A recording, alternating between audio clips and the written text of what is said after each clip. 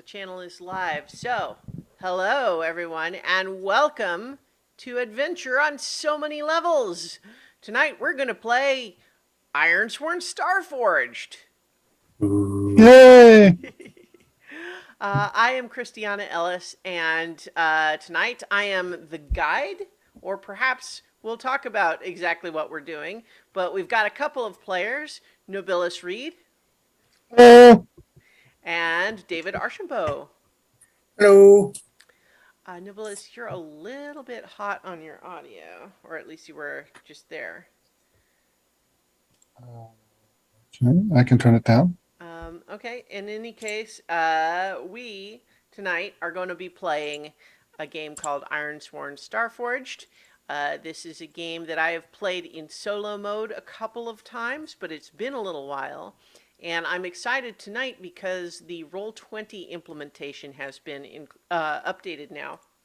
So we can use the really excellent Roll20 version of the character sheet that has incorporated all of the oracles and everything that we'll need. But before we start getting into that sort of thing, some of you might be wondering, what is Ironsworn Starforged? Well, it is, of course, a tabletop role-playing game in the vein of things like Dungeons and Dragons and so on. It is science fiction. It is a science fiction update to the Ironsworn rule set, which was more of kind of a, gritty, dark fantasy. And this is sci-fi in very much the vein of shows like The Mandalorian or Firefly. And of course, you can custom tailor it to any kind of sci-fi you like, but that is what it's kind of optimized for. And it uses a role-playing, a dice system that is, as far as I know, unique to Ironsworn and Ironsworn Starforged, where anytime you make a roll, you are rolling 3 dice. And you are rolling 2 d10s, and those are the challenge dice that dictate how difficult the thing you're trying to do in that moment is. And then you roll your action die, which is what you add various modifiers to. It's 1d6.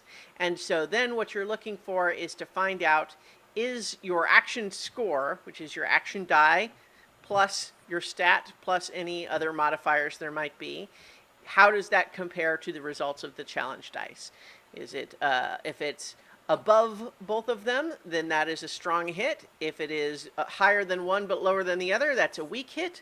And if it's lower than both, that's a miss. And all of the moves have their own sorts of rules accordingly.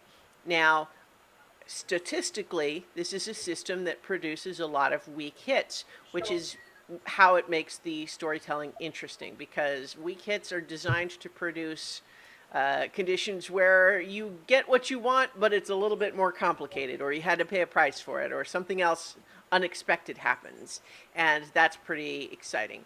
The other thing that is really special about Ironsworn and Ironsworn Starforged is that it has a whole bunch of tables, which it calls oracles, which make the game extremely well suited to either solo play or GM-less group play.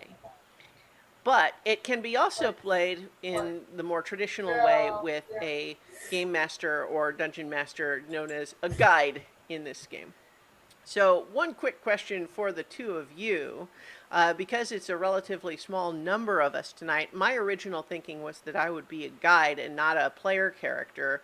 But how do you feel? Do you feel better about being a pair of adventurers and I'll be the guide? Or I could make a character too, we have a trio, and do co-op? I think that the co-op sounds more interesting and like outside the norm of how role-playing games normally work. And I've experimented with GM-less systems before, and I think they produce some interesting results, um, especially if like whoever's not in a particular scene can kind of pick up a role kind of like a guide and introduce flavor and stuff like that. Mm-hmm. Uh, uh, Kind of, if now it has the oracles, right? But the oracles are limited because there's just what's on the tables, um, and instead of consulting the oracle, we might consult whoever's not in the scene if Yeah. there's if there is such a thing. So I hate I to think mention that it again, but your audio is definitely very hot. It's kind of a little clippy. I'm not sure. well, I have not been able to find a setting on this microphone to change it, but let me keep looking. That's okay. I mean, because we can hear you, but it doesn't sound like you usually sound. Um, Okay. how about you, David? I know that you have joined me in the past for a little bit of co-op Ironsworn. Yeah, and that works really well. Mm-hmm. Yeah, it One of the things that I think is interesting about the oracles in this game is that in many cases they're not very prescriptive in the sense that they don't tell you a specific thing Testing. happens. That sounds the same. yeah, and my solo experience, you know, the oracles are basically a jumping off Testing. point. I just the one word wasn't quite enough to. I'm using the Okay. Yeah, right. Yeah. I So mean, yeah. yeah, Nothing sounds any different from what you've done so far. mm, Um, but in any case, though, yeah, I think a lot of what it does is it gives you sorts of more abstract ideas as prompts, and then gives you the opportunity to figure out yourself what the details are in that case. yeah. So, uh, if we're going to play co-op, and that's certainly fine with me, let's get into how we begin a campaign all of right, how's Ironsworn that? Starforged. Oh, you sound definitely different. It's quieter now. Can you say Okay. a bit more? How is this? Is this better? That's much Yes. better. Okay. All right. So here's one of the things that is definitely true about this game is that they talk about the idea that play is prep, and that what that means in general is that the world building that goes into setting up everything is part of playing the game. It's not just something that you have to do before you play. It's not like setting up the pieces of a game board. It's building the story that we're all going to inhabit. So, just as far as tone, the the default assumptions that they use here is that, and I'm not going to read all of this text, but it's that this future is perilous, lonely, diverse, far flung, unexplored, wondrous, retro, and scavenged, unjust but hopeful. Any thoughts on any of those? Any of those that we want to tweak, or just we're using those as general adjectives as we start to move forward for tone? Nope, All right. that's all fine. Yeah, great. Yeah, So the next thing that we're going to do is we're going to establish a whole bunch of world truths. And this is very similar to how it plays in the original Ironsworn, but of course, it's different questions that we're asking. So, what we're going to do for each of these is that there's going to be a question, and then we have three presented options. And as it shows here on the page, we can choose one of the three. We could roll and see which one it gives us, or we could, of course, just make up our own answer as we like. But let me start by making a new little handout here. World truths. And since I'm going to be managing the PDF, I wonder if one of you would be willing to open up that World Truths document and just take notes. You don't have Sure. to like write it word for word, but just have it, get the gist of what we're selecting. Does that I sound got it. okay? Yeah, it's fine. Okay, great. So the first truth that we want to establish here is the cataclysm. Something caused us to have to leave our home galaxy. And so the three choices, well, I guess before we maybe even jump into that first one, do we want to just read the high level bits of the choices and then choose, or do we want to try rolling for it? I like the idea of rolling and then seeing if it seems interesting. Mm-hmm. Interesting. To be sure, as things go, sometimes you'll find that random rolling will give you two things that conflict with each other in one way or another, and obviously we can Okay. veto any of those that we don't like. I want to veto Age of Chaos. Okay, so that's in the Cataclysm one, Yeah. or okay, Yeah, the Cataclysm. Well, if we're going in order, sure, sure, yeah, um, yeah. So that's what I was just going to say is that we can just choose or we can roll, and we can also obviously veto any of them that we don't like or feel just don't fit with the others. But sometimes I would encourage all of us to bear in mind that sometimes even when things have a initial impression of contradiction, sometimes actually really good stories can be made figuring out how those two contradictory things do work together. But so with Cataclysm, if we're already videoing Age of Chaos, so the remaining two options presented are the Sun Plague extinguished the stars in our home galaxy, or we were united in the prolonged war against an implacable foe, but our defeat was at hand. Do we want to roll between those two, or what do you think? how about we take turns removing the thing we like least? Sure. I mean, I I I like Because, that, but I would almost prefer it be a little bit more of a positive thing. You know what I mean? Rather than focusing on which ones we don't like.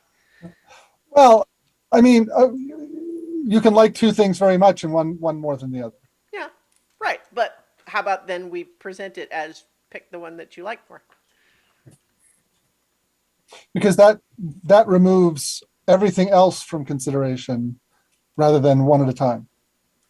But okay. Uh, okay, I'm just saying that like Well, otherwise okay. we're spending a That's lot of how. time talking about the ones that we don't want. Okay. uh, Or well, there's a lot of truths to go through, so we could yeah. take turns picking as we go along. Right. Okay. Well, yeah. So how about you know what? Let's just do that. Let's take turns choosing one. So, Okay. which one would you like, Nobilis, for Cataclysm? Sun plague. Okay, Sun Plague. So, the anomaly traveled at incredible speeds, many times faster than light itself, and snuffed out the stars around us before we realized it was coming. Few of us survived as we made our way to this new galaxy. Here in the Forge, which is this new galaxy that is very dense with stars, the stars are still aflame. We cling to their warmth like weary travelers huddled around a fire. Maybe we don't need to read the whole text of all of them in any case. But one of the things that I do like in the book is that it offers a little quest starter for each just to indicate the kind of story you might tell with that. So next is communities. The choices present. Um, there's still a table to do under sun plague. We suspect the sun plague was caused by. Oh, yes, okay, yeah. So do we want to roll for that, or would you like to choose that as well? No, let's take turns picking. I think Okay. just go around the circle. Well, but not all of them have that table. So, like, do you? Right, but every time there's an option, we Okay, just okay, take okay. turns picking. All right. So, David, would you like to choose what the sun plague was caused by? Hmm. I want to say a temporal distortion. That Okay. All right. We suspect the sun plague was caused by a temporal distortion. All right, so I actually accidentally skipped a couple of pages the first time. So the next truth is actually Exodus, and this is our leaving the old galaxy for the new one. And so the choices, let's see, to paraphrase here, there was generation ships or experimental FTL drives, but we believe those FTL drives damaged the reality, or mysterious alien gates provided instantaneous one-way passage to the forge. I I kind of like a lot of those are, all of them have their own history in tropes and so on. But I like the answer that I ended up choosing in my solo game, which is that we invented FTL drives and used them, and then only discovered after using it a bunch that, oh no, it kind of breaks reality somehow. We think maybe we should not do that anymore. But of course, maybe some people want to keep using it, and so I think that is an interesting element, and it builds into having as an ongoing thing the sundering, which a fracturing of reality, which plagues us here today. I think that makes for interesting stuff. So unless anyone, of course, as we mentioned, is allowed to veto if any choice makes anyone uncomfortable. But does that one sound okay to you? Yeah. All right. So next one would be communities, and so that would be around to you again, Nibilis. I like the second one. Okay. Dangers abound. But there is safety in numbers. Okay. And so many ships and settlements are united under the banner of one of the founder clans. And it offers that there are 5 different founder clans, and that might still structure a lot of the broader communities, outside of individual communities. Okay, great. Next is iron, and in particular, both in Ironsworn and in Ironsworn Starforged, iron is important because you swear iron vows, and that is the principal mechanic for quests in this game, is that you swear a vow and then you fulfill it, and that is essentially how you would advance or level up in this game. But it also wants to work into the fiction. You swear on iron, but what does that mean? What is iron in this galaxy? Let's find out. I like the middle one. Iron vows are sworn upon totems crafted from the enigmatic metal we call black iron. Great. All right. I like it. Okay. Next is laws. So I think that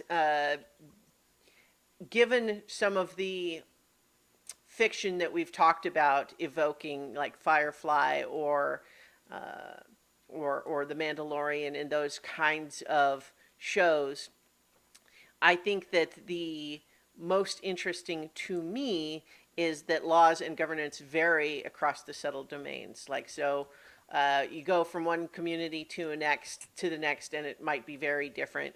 And then also, of course, we don't have to be or even interact with bounty hunters, but the idea that bounty hunters are definitely a thing in this galaxy, and it's something that is understood. So I think that's my choice for those. Is laws and governance vary quite a bit, but there's bounty hunters everywhere and are generally respected, or at least not interfered with.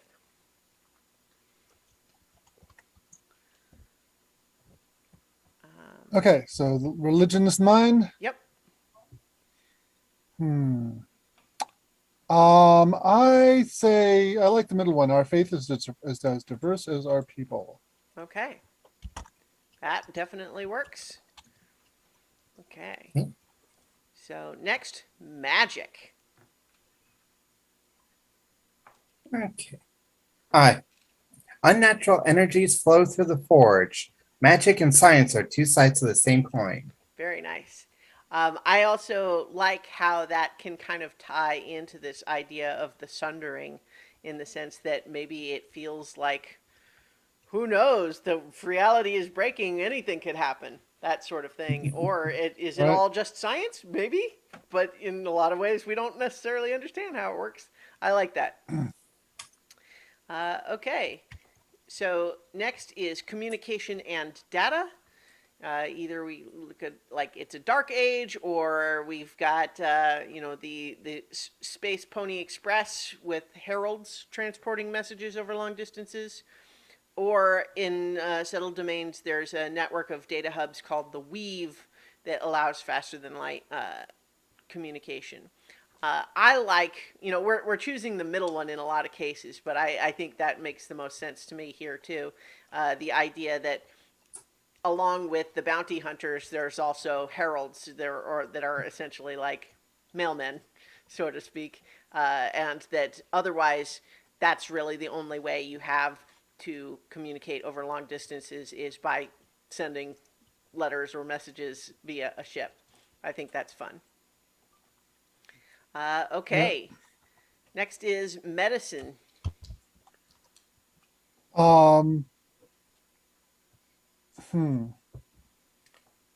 Uh, I like the last one. Menders are sworn order of sworn healers. Okay.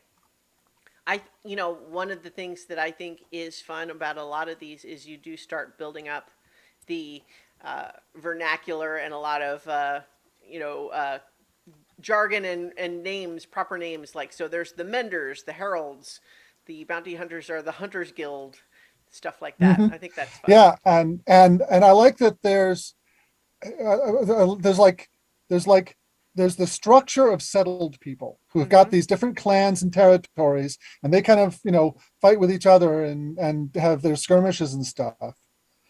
And then there's the structure of the unsettled people. There's the bounty hunters and the menders and the couriers, the heralds rather, who transcend all of that and kind of provide an underlying structure to the galaxy, um, that are, uh, and I imagine a kind of, you stay in your lane, and nobody messes with the healers because they work, they don't care who they treat, and nobody messes with the heralds because they will carry messages for anybody. But any herald who takes sides in these clan rivalries will immediately incur the wrath of their organization, because the existence of the organization depends on them not taking sides. Yeah, well, and we get a lot of these great tropes that work so well in the peanut butter and jelly of sci-fi and westerns, where you've Mm-hmm. also got the opportunity for the menders who are healers, who maybe they choose to treat people on both sides of a conflict. And is what's the ethical consideration there, or is there one? Yeah, Yeah. all that great stuff. Mm-hmm. A million Yeah. good stories told with those sorts of Yeah. tools. Tropes. Yeah. Yeah. All right. So next, if I can click on the right thing, is artificial intelligence. I believe this is your choice, David. Okay. Middle again. The vestiges of advanced machine intelligence are coveted and wielded by those in power. All right. Yeah.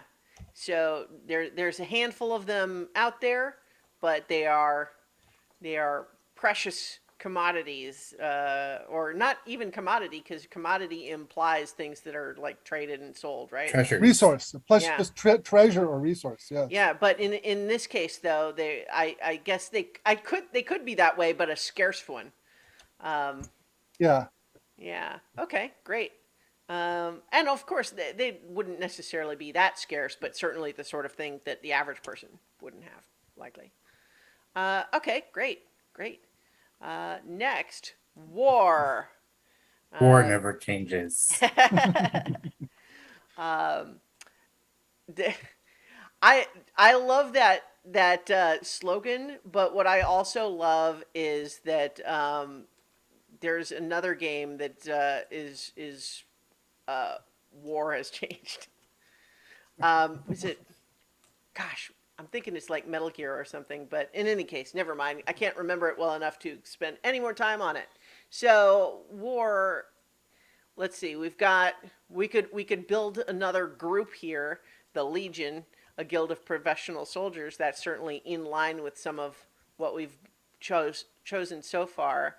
I don't think that I want to have there just be like war never ends and there's talented weaponsmiths and Well, I shipwrights mean, and lots of that. we do have these different clans Yeah. that are in conflict.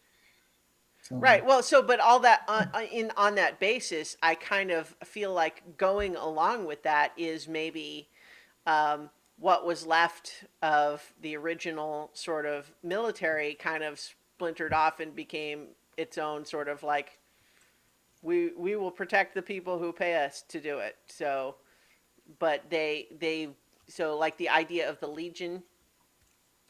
okay, Um, I don't know. I guess it just depends on how much we want there to be war, because I feel like that latter group makes it sound like there is a lot of war and conflict actually happening.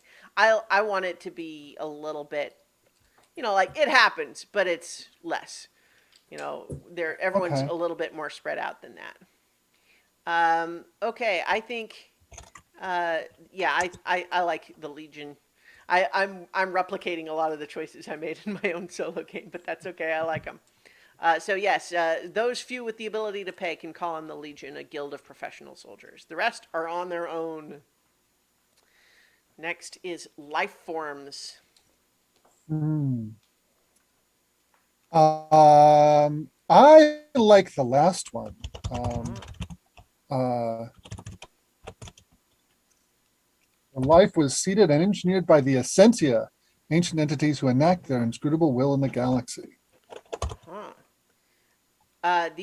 So the Essentia are the architects of life within the Forge. These omniscient beings are rather rarely encountered, and have powers and purpose beyond our comprehension. Nice. Uh, yeah. Okay. Great. That sounds good. Next, precursors. Uh, let's see.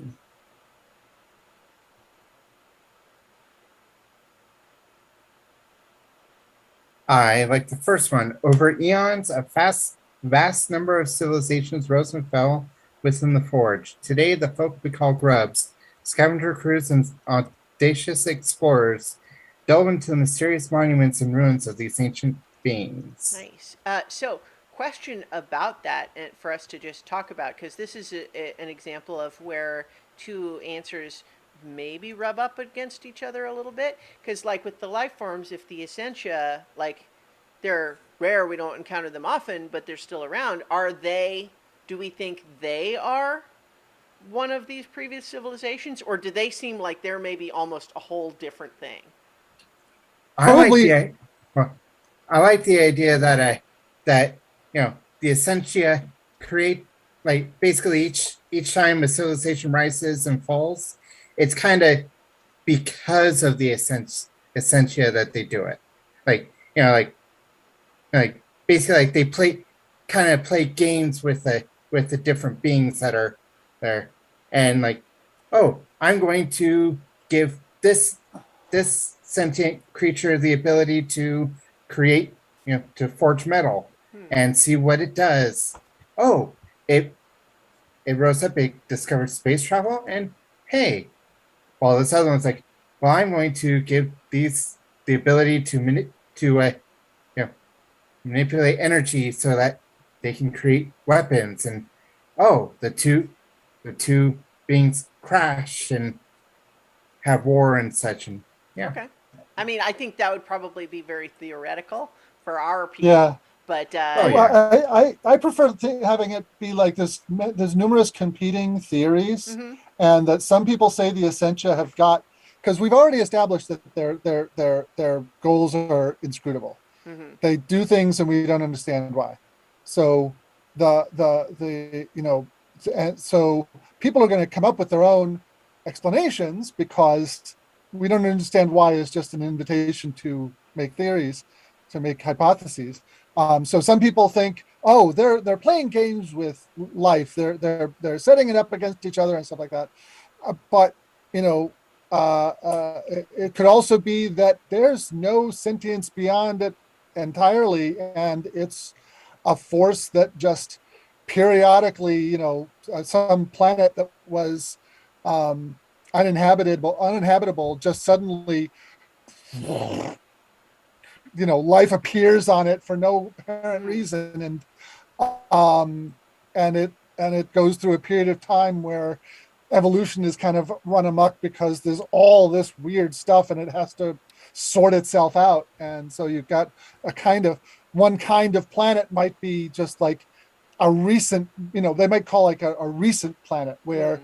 the life is just, there's like no two beings are the same. The genetics are all funny, and you can't predict anything about it. And so people just kind of like, all right, I'm just going to wait till this settles down a little. I kind of like the idea that at least some people think of it more or less as they are the players of Sim Galaxy, and we are the little, just the Yeah, little life yeah. forms that have to deal with all the weird stuff that keeps Right. happening. And anybody who's played a sim game knows that occasionally you just go, yeah, Yeah. and make something make life terrible for some of your Sorry, I things need to just to see clear what out these happens. systems for a big gravity well that I'm building.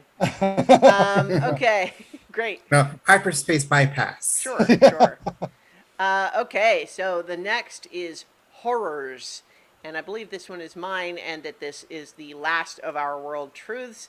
I think that in keeping with the idea that there's lots of magic question mark and reality centering, I I don't know that we need to have them be everywhere and commonplace, but I think the most insist that horrors aren't real. Spacers know the truth.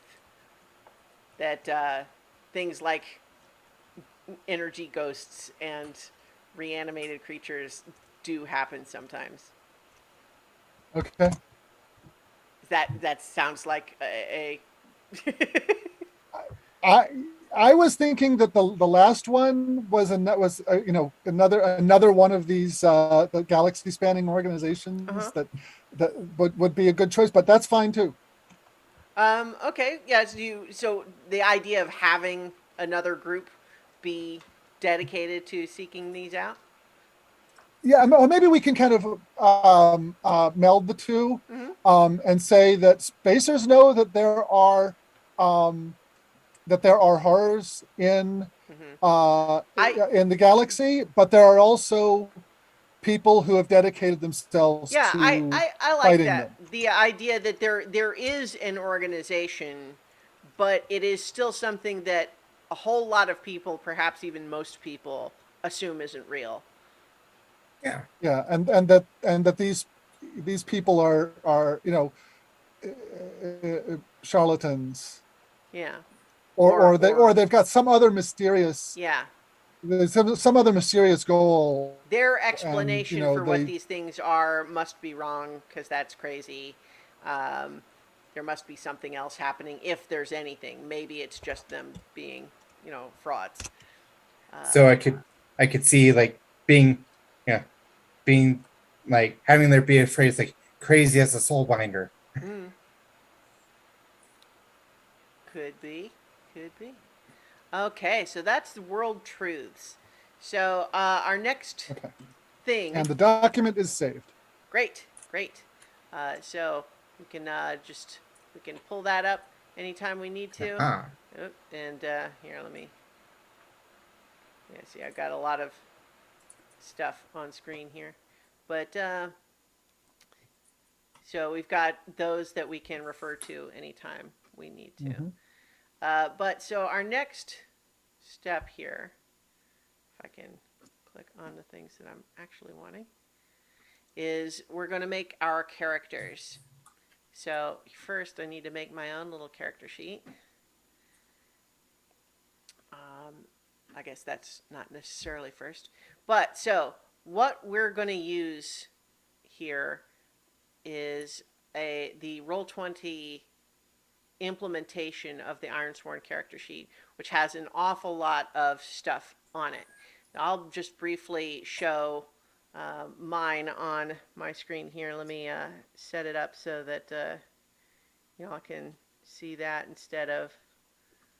the instead of the uh, PDF for a moment. So what we're looking at on these screens is we have 5 main stats. Edge is kind of speed, agility, dexterity, ranged. It's very similar to how dexterity might be used in, say, Dungeons and Dragons. Heart is sort of like force of personality, empathy, insight, resilience, and that sort of thing in terms of emotional strength. Iron is more physical strength. It's your combat skill. It's your physical, musculature, that sort of thing. Shadow is a bit more about being sneaky or stealthy or deceptive. And probably, I believe that's also the stat that would apply if you're doing things that are more like magical or arcane in nature. That's certainly how it was used in Ironsworn.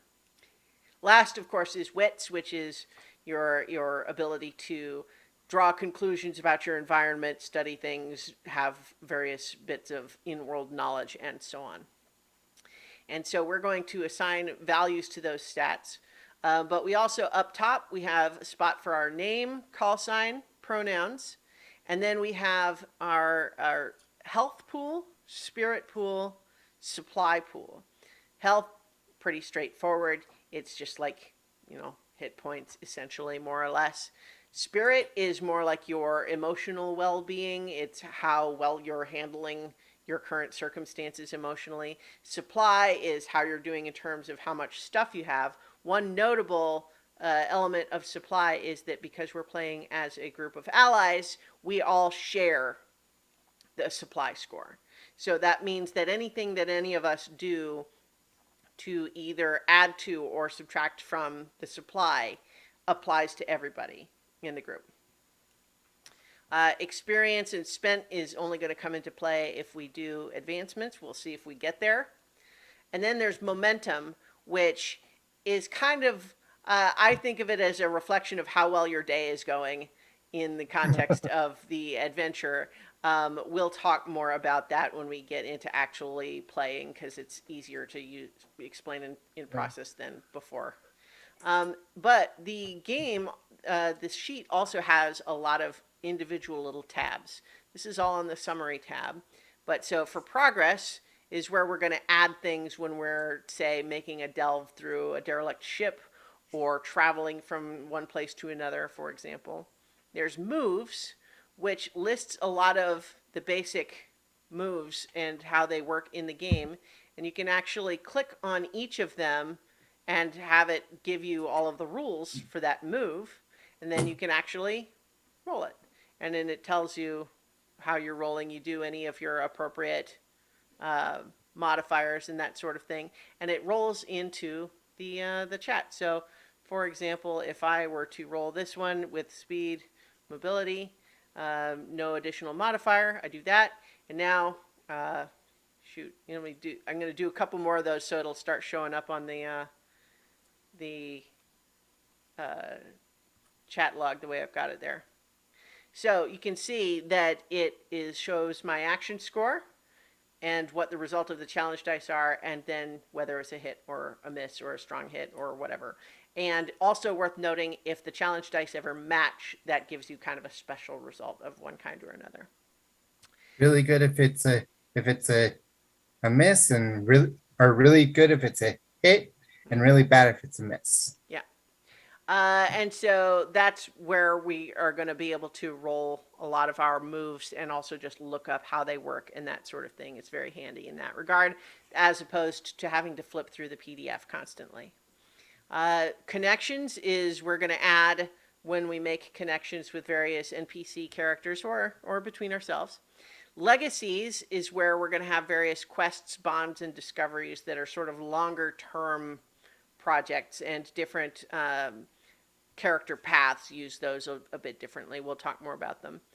We have a tab for some of the various oracles. that we'll be using.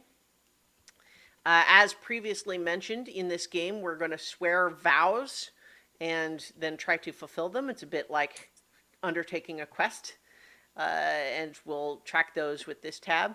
Assets, of course, we talked about, or excuse me, summary report. Summary we talked about. Assets are things that help determine our character, and we're going to choose those in a bit. And then ship is another thing that we share amongst us. We're all going to have the same command vehicle ship as a group. So back to summary, and that's the walkthrough of the character sheet itself. So let's talk about what we have here in the. Bring the PDF back. Here we go. Talk about what we have in the our process, our character process. So first, it says we're human. We're not. It's not directly providing rules for other non-human type characters. Theoretically, you could do that if you want, but that's not kind of what it's designed as, and it's just a design approach, right? But however, there is a diversity and inclusiveness, so you can envision your character as you like. There are no gameplay or setting restrictions that constrain your character's race, culture, disabilities, sexual orientation, or gender identity. So, and then it says if you are aiming to play a specific lived experience, don't rely on assumptions or stereotypes. And I think that's good advice, and I appreciate them including it in the book. So this is our order that we're going to do things. We're going to ready our assets. We're going to choose. Well, technically, that ready assets we don't need to like do that step because we're playing electronically. But we're going to choose 2 paths, and those are assets. We're going to create our backstory, background vow, starship, final asset, stats, condition tracks, etc. And we're going to go through this whole process. But first, before we talk about choosing, there's various kinds of asset cards that we'll talk about, but mostly they break down to we have our initial starship module, then there's assets we can have that be ship modules, support vehicles, paths, companions, or deeds. Those are the types of asset cards. But I want to draw everyone's attention to this table here on page 95 because it says choose 2 paths, and paths are types of asset cards, and you can choose any 2 that you want, although it suggests that if we're playing as allies, which we are, that we avoid doubling up on individual paths, and I think that makes sense. It actually suggests that we take turns picking one at a time. But one of the things that I think is interesting in this book is that they give a number of different sort of sci-fi character archetypes and suggest 2 paths that would potentially work to make a character of that nature. I think that's a neat idea. So we certainly don't have to use that. We can follow the suggested advice of picking 1 path asset at a time, but I think this table is perhaps a good starting point if you want to think about what sort of character you might want to make. And because I've thought about it less because I wasn't necessarily always planning to build a character, but I'm going to let each of you kind of say what you're wanting to do first, and then I'll build something to complement. Okay. David, Okay. you want to go first? I did some looking through, and I'm thinking what was it? Oh, Gearhead and Scavenger for Okay. my 2 paths. All right. Good. That was going to be my secondary, so that's Okay. that's good. So Gearhead and Scavenger, we'll look at those in just a moment here. But so do any of those step on something you were thinking of, Nobilis, other than like build a Nope. backup? It very neatly it covers a base that I wanted to make sure was covered, so I had that as a backup in case somebody else did. But you have it, so good. Okay. So what about your character then? Okay, now I was looking at Devotant, Mm-hmm. and it's like that's cool. I like the feel of it, but I don't want to go so far as to have it be mechanical. So, so In other words, I don't want the mechanics that go with it. So I'm not going to Right. leave the path card I mean, aside. you can have your But character be religious without having that be right, the mechanical part of it. right, exactly. So what the first card I'm taking is Archivist. Okay. My character has a kind of super hard drive, right? Mm-hmm. Some relic of the original ships, where he has the trope. Let me get back to the page where I have it written down. The Grand Tropository. Okay. So think of a souped up TV tropes, but all of the media that they link to are also there. So that when so when you say, okay, I want all the stuff with someone's brain has been pulled out and put into a machine. Well, you've got Spock's brain, the Star Trek episode, and Morbius from Doctor Who, and all these other things where brains have been removed. And what he believes is that all of these fictional things that people have created, because nothing in his repository is actual history or fact.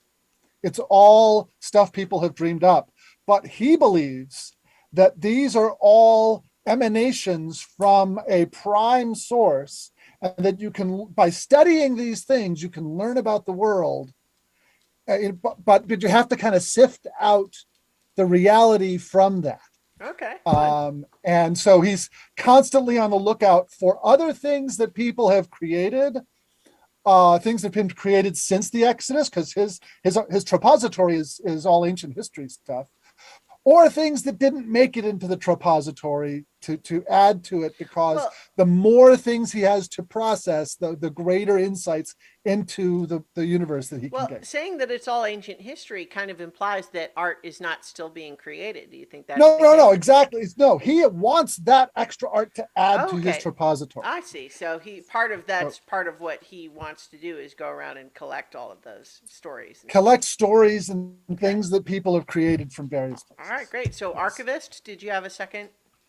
I was going to I was going to wait till I see what you got, Okay. and see what else might be needed and fit in. All right. Well, I was kind of thinking that if we've got the to oversimplify, if we've got the engineer and we've got the science nerd, what we need is a hotshot pilot. Yeah. Sounds good to Yeah. me. That So that if I go by the suggested here, that would give me ace and gunslinger. So I think I'm probably fine with those. We're going to take a bit more look at a closer look at these in just a moment. But with those choices in play, do you know what you want your second one to be? I'm going to take healer. Okay. Um, Not because it's in any way related to the archivist's thing, but that might be like his practical education, outside of his study of the tropository. Okay. Great. Okay. So I've got here.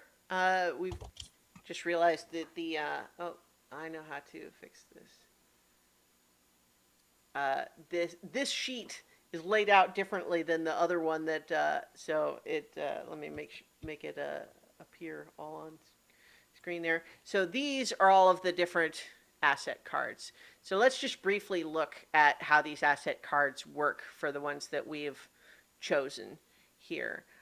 So for whenever you take these asset cards, these paths to begin with, if there is one of the items that is already got a filled in circle by it, that's the one you start with.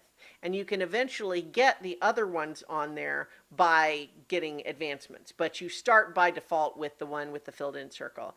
If, on the other hand, there is one that does not have a circle filled in already, if they're all blank, then you choose. But if it's got one that's filled in, you start there.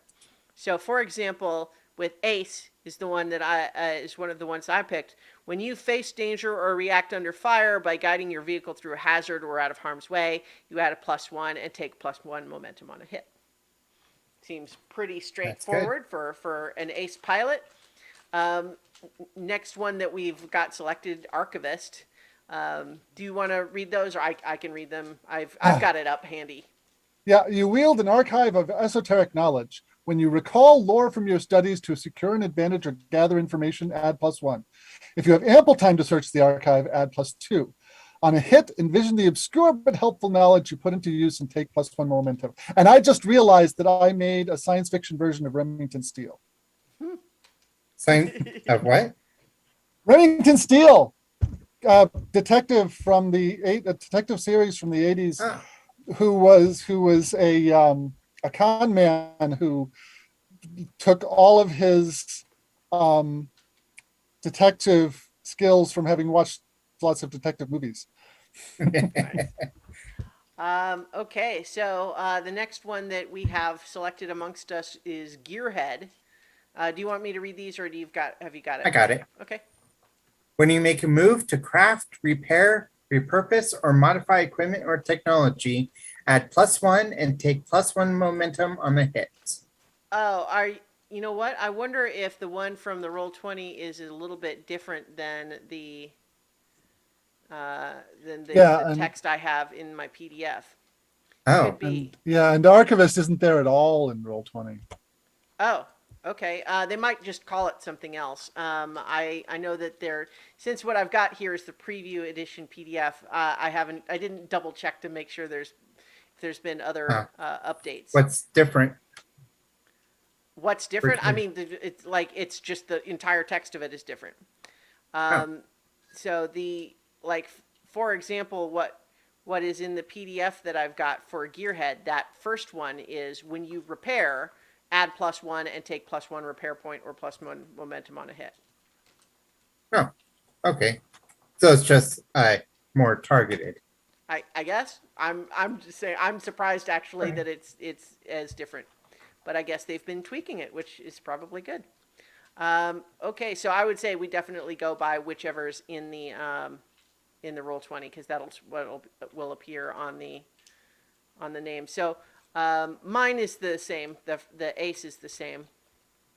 But Gunslinger was my other one, and so if I wield a pistol, which I guess I do, when you enter the fray by facing off against your foe or by preparing to act without tipping them off, add +1 and take +1 momentum on a hit. On a strong hit with a match, you may immediately take a shot without making a move and mark progress twice. Yeah, so that seems pretty good. Then the next alphabetically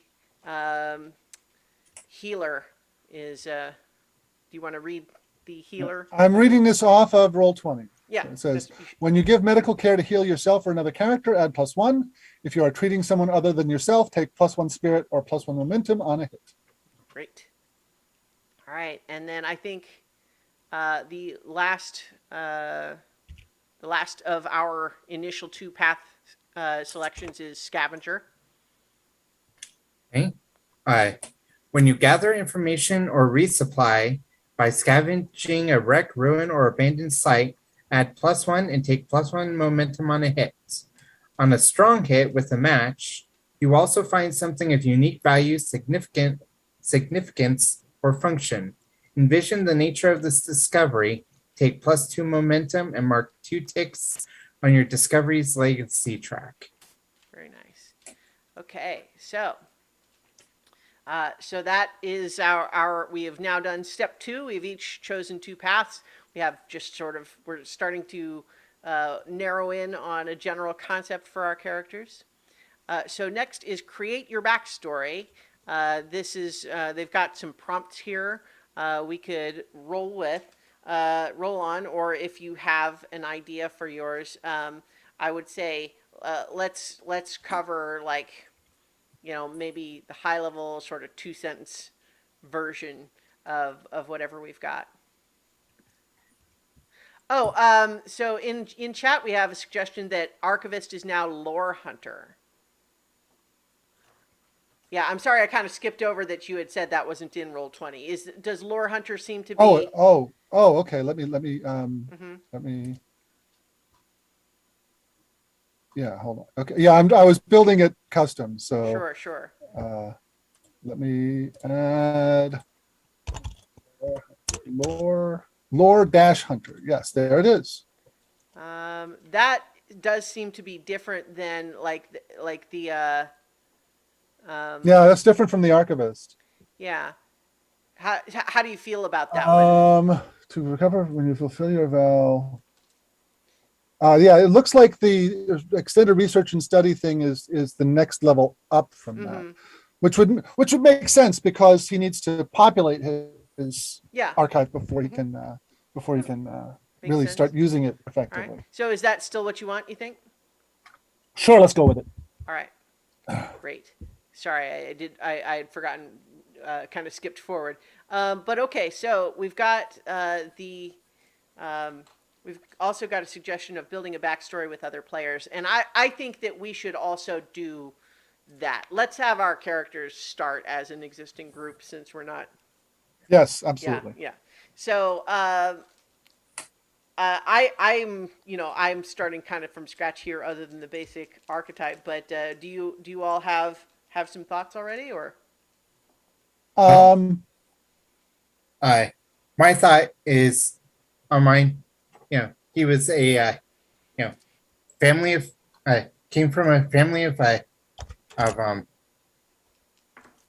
scavengers. The what was it? The Bubs. grubs. Yeah, and you know they were taking this wreck. He taking apart this wreck, and he wandered off, and something happened, like basically a flash of light, and he was gone. And oh, some amount of time later, uh, whoever owns the ship found him wandering, wandering some waste, Okay. and yeah, All right, that works. Um, I just did a quick roll and came up with you were denied a birthright, and that just immediately started me thinking on I am like the seventh son of a of a wealthy like noble clan Hmm. family, so um, it was kind of like I wasn't exactly denied things. I had a certain I don't I just said seventh son because I for some reason in my head this hotshot pilot is automatically a dude, which is all the more reason I should have them not be, just to challenge that immediate obvious Right. conclusion that I came to there. Seventh daughter, how about that? So it's not even Yeah. about daughters not inheriting as much as just I'm so far down the line that Yeah. I decided to take up piloting and daredevil sort of stuff almost as like a defiance of like, oh yeah, well, actually, probably not enough people have seen Shang-Chi yet, but there's a line from a character in that is like, if he's going to deny me access to his empire, I'll have to create my own. Mm.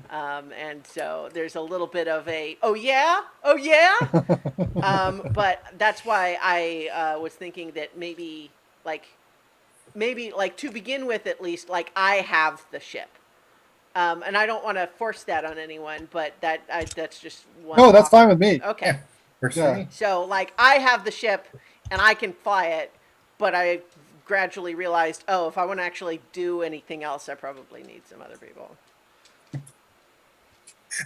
I could just imagine. You pick up my character, and it's like kind of land, and he wanders up to it, says, "Your power regulator is going out." Huh? What? Oh, okay. Do you know how to fix that? Yeah. I think that's great. So I think that I like that.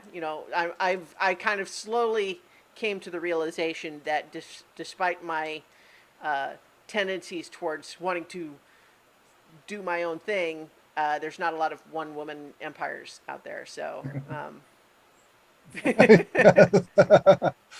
got to get started. Yeah. Okay. So what about you, Nibilis? I rolled randomly and I got you abandoned your kin after learning a troubling truth. And and I already have kind of established that his skills as a healer are something that he was trained for, just as his kind of background thing. So he comes from a family of menders who are very vigilant about quackery, Hmm. and especially with magic and reality being a little unhinged, Mm-hmm. knowing what's true isn't as easy as it used to be, Yeah. right? So they are very vigilant against uh just making things up, and as a result they're very hostile to fiction in general. And he grew up not even knowing that fiction exists. Nobody told Mm. stories. Nobody, you know, they told stories, but they're always stories about things that actually happened, And right? then one day And he when found this documentary about these poor people trapped on an island. yes, well, he discovered fiction. It may be that he in fact discovered the tropository itself, Hmm. and perhaps saved it from destruction at the hands of his family, and left because this was this amazing thing that he had discovered. And that probably is why he's so like so deeply into it, is because he discovered it so late. Yeah. People who just kind of grow up with stories, it's like, yeah, stories, no big deal. What are you talking about? No, it's like, you don't understand the power, right? Yeah. And Yeah, and I can see why your character and my character would get along on that basis. Of I yeah, read a lot of or watched a lot of adventure hollow serials or whatever, right, um, yes. and And he's got like a whole passel of them. mhm. And not only that, he can also patch you up when you get hurt. Sure, So sure. So one of the things that the in terms of these steps that it doesn't doesn't prompt us to do is to go ahead and choose character names. And so there are in the Oracles tab some given names, family names, call sign tables that we can either roll on or you can just look at the table and choose. I think that uh, characters like it's one of those where feel free, of course, to just look at the list and choose. I think it's fine to roll, but especially with names, I think it's 100% okay to roll and say, nope, click, nope, nope, nope, nope. Okay, I like that one. That sort of thing, right, right. All right. Yeah, I went ahead and made up a name for my character. Okay. I think I'm more inclined to maybe take whatever I get first for given name and family name, but then call sign is going to need to be very, Yeah. very selective. All right, so let's see. I Family name need for me, Takara. Given name, Arim. Mm, Ria. Ria Takara. I think that works. okay. Ria Takara. And then call sign. Yes. No, actually, I rolled on call sign, and the very first one was Firestarter. And how can I not be Firestarter? Okay.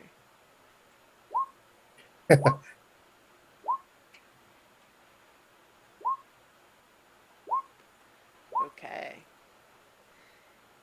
So once you have your name and call sign chosen, do go ahead and just edit the title of your character name to have it in there. When if you do the name, it should automatically update it there. But I Yeah. added the character the call sign to it. Yeah, I'm not getting one. Let me scroll down this Okay. list Yeah, you can just here. look at the list too. That's fine. Or just make And something up if anything comes to yeah, mind. Anything is fine. I my character is Travis Martu, call sign Space Rat. Space Rat. All right. Mardu, Travis Mardu. So like Martu. Martu. So I think do you have us call you Space Rat like even when it's just us on the ship or whatever, or Travis or something else? I think he would have you call either Space Rat or T. Okay. I think I am Ria to my friends, Ria Takara to family only, and Firestarter to anybody else. Yeah, yeah, yeah. As as is tradition uh for most that wander, it's you know call sign is for strangers Hmm. or not close acquaintances. I think my Firestarter is a bit like Peter Quill's Star Lord. Uh, Well, I could just imagine that Firestarter is actually a popular call sign, and it's like whatever two of them meet, it's like yeah, it's a measuring well, contest. I think if it's a common one, it's I didn't know that when I picked it, but um, Uh, my character's call sign, I did not see anything useful in the list, and I picked out Giles. Giles. Giles, Okay, Like named specifically after the Buffy character. sure, sure. ah, All right. So, like, do you have your regular name? Yeah, Ulan Braddock. All right. And so, what would we call you, Giles? Like on the ship? Yeah, you call me Giles. All right. Great. Okay. So, our next item here, we talked about creating backstory. We got that a little bit. We kind of talked through the high level there, and then our basic backstory of what how at least why we're a group traveling together. Um, Now, write background vow. Now, this is something that each of us writes a separate one. But this is a vow that is not like something we're going to accomplish today. This is a big, epic thing that this is your life's work vow, as opposed to, as opposed to the idea of what we're going to do in today's adventure or something like that. Now that goes in the vows section, not in the legacies section, right? Correct. Okay. Yeah, so in your vows uh, table, let me switch that over again. So in vows, you add, and your background vow should be epic, which is the highest, Mm-hmm. most complicated. And I'm going to go ahead and say background at the beginning of mine. It's not technically required, but background, and I'm going to say. Um, um, Mine it's a little childish, but sure, why not? Uh, Amass an empire to rival my families. Um, Yeah. but and in parentheses and prove my dad wrong. Yeah. Well, I have added background complete the tropository. Nice, nice. Oh, I've got a thing over your face that I didn't mean to. build the device of the beyond. Ooh, what is that? It's a well, I when he disappeared, he he talked to someone, perhaps I perhaps one of the Essentia or maybe something else, and it told him, "Hey, you should make this thing." And basically, it's like a almost oddly close to the forbidden FTL drive, but in theory won't cause problems. Hmm. Nice. A clean super FTL drive. Yeah. In particular, we would distinguish the idea of like super FTL versus just regular FTL because we do use sort of Yeah, lower level FTL to get between systems here, but it's the difference between one star to the next and one galaxy to the next. yeah. Because it's a difference in scale. Yeah. Okay, that's great. Okay, so that's background Val. So next is board your starship, and so we are playing with allies, and so we have one starship asset. Um, it's on ours. It's under the ship tab, but my because I think it makes sense to have it on mine for this Hmm. purpose, but Yep. we're technically all sharing it though, and we're going to Hmm. name it here in a second. But in particular, our initial ability for the starship is your armed multi-purpose starship is suited for interstellar and atmospheric flight. It can comfortably transport several people, has space for cargo, and can carry and launch support vehicles. And when you advance, you may spend experience to equip this vehicle with module assets. Okay, so we're gonna name the ship, and I am open to the idea too. First of all, we talked so. There's a table here um, for the start giving the starship a history, and I think it makes sense that like I have it now because I bought it with family money essentially. But where was it before? Like, what was it before? Did I buy a brand new ship or was it something else? Right. So I'm proposing to roll for that. Sure. Um, Yeah. so let's see. Roll 100. 37. On this table, 37 is earned in exchange for a promise or a vow. Hmm. Um,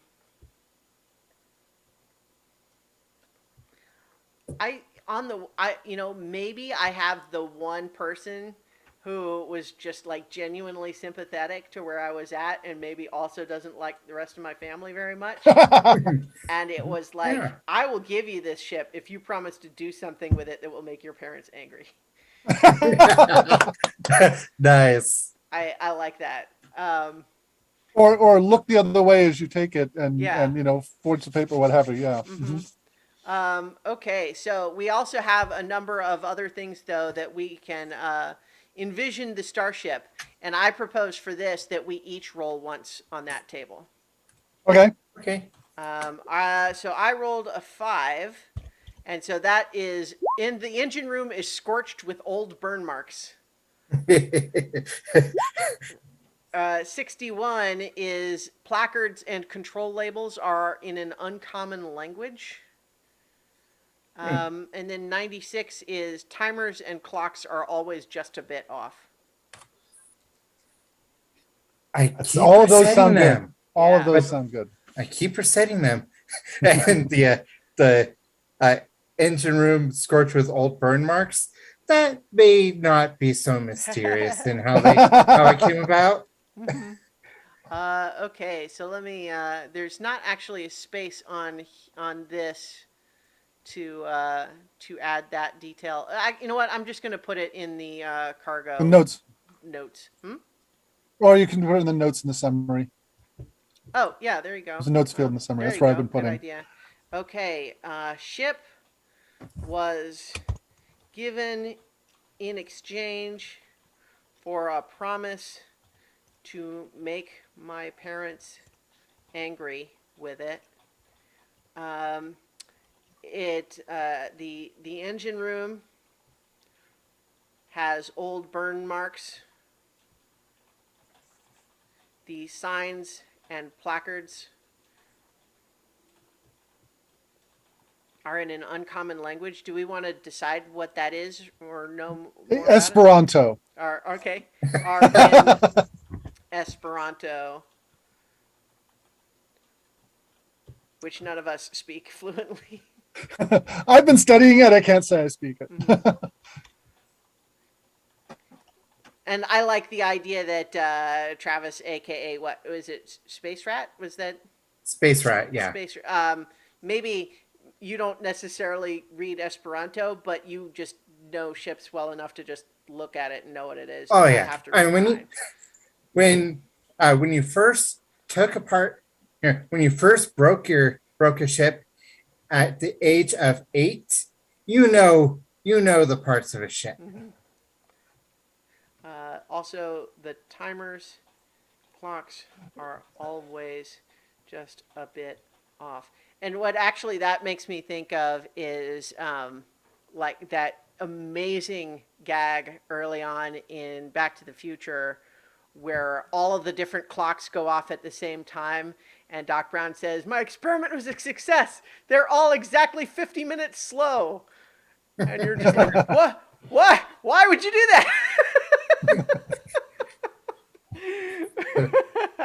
Anyway, I like Back to the Future. That was important to cover. Okay, so now we want to name the starship, and there is a starship names oracle that we can roll on. And I perhaps what we can have this be is we can have one oracle be the original name, but then we give it a new name together. And so we'll know what the Okay. original name was as part of the ship's history. But then we will decide what the Sure. we will name it together as we form a group. Um, let's see. I guess where starship. There we go. Starship name. So I'm just going to go ahead and click it. Starship name. The Eclipse. The Eclipse. Okay. Yeah, sure. That's a fine name. Okay, so the original name of the ship was the Eclipse. Um, we could roll again for the name we set together, or what do we, or does anyone have just an idea that we just choose, or? I've been thinking about it, and nothing has immediately All right. come Well, to mind. let's do a roll, and we'll roll a few more times if it doesn't feel right. Okay. Okay, so first light. It's a little. I feel like it's a little cheesy for Firestarter. Hmm. Broken sword. No. Obsidian trident. That's a little ominous. Long haul. No. No. No. Vulture. Aurora. Aurora is not bad. Yeah. I think for your character it would be something aspirational. Yeah. Something, zooming off into the stars, Yeah. infinity Well, and let's see. beyond. I'm just looking at I've pulled up just the list here. Eye of the Void. Clarion call. Clarion call. Yeah, or just Yeah. Clarion. Yeah. Um, Yeah. yeah, not Fall of Icarus. Yeah. Daedalus. Uh, Lodestar, because you are trying to, yeah. attract. Yeah. Guiding Star is one of the options. Lodestar. What about the Relentless? Relentless. That's good. That's good. I Okay. like All that. I right. like that. Great. Okay, so our ship, the Relentless. Is it the Relentless or just Relentless? What do you think? I think we're going to end up calling it the Relentless, Yeah. whether we decide it's that or not. All right. So I guess technically the name is Relentless, but we call it the Relentless. Yeah. I mean, it's not a Relentless. Yeah, it's not personified either. Yeah, I mean, you come into your landing spot, you type in the name, it appears on a little sign over the door, you walk down, there's another one, Yeah. there's a third. This is embarrassing. Okay, great, Relentless, awesome. So that is we've got our starship. Now we're going to each choose final asset. Now we can choose a ship module. We can choose a support vehicle, or it can be another path, or a companion. And basically, it's pretty much all up there as available options. I'm feeling perhaps inclined towards maybe like a support vehicle, but I'm still thinking about it. Do either of you have your third asset I, in mind already? I would like a workshop. A workshop? Yep. Yes, ship module. Sure. When Sure. you repair in the field, add +1. Okay. At least that's what Roll20 says. And in a similar vein, medbay. Okay. All right. We're Um, got an upgraded ship then for sure. Yeah. Um, all right. So let's see. um, and this is I mean this is part of this is from watching you play. Mm-hmm.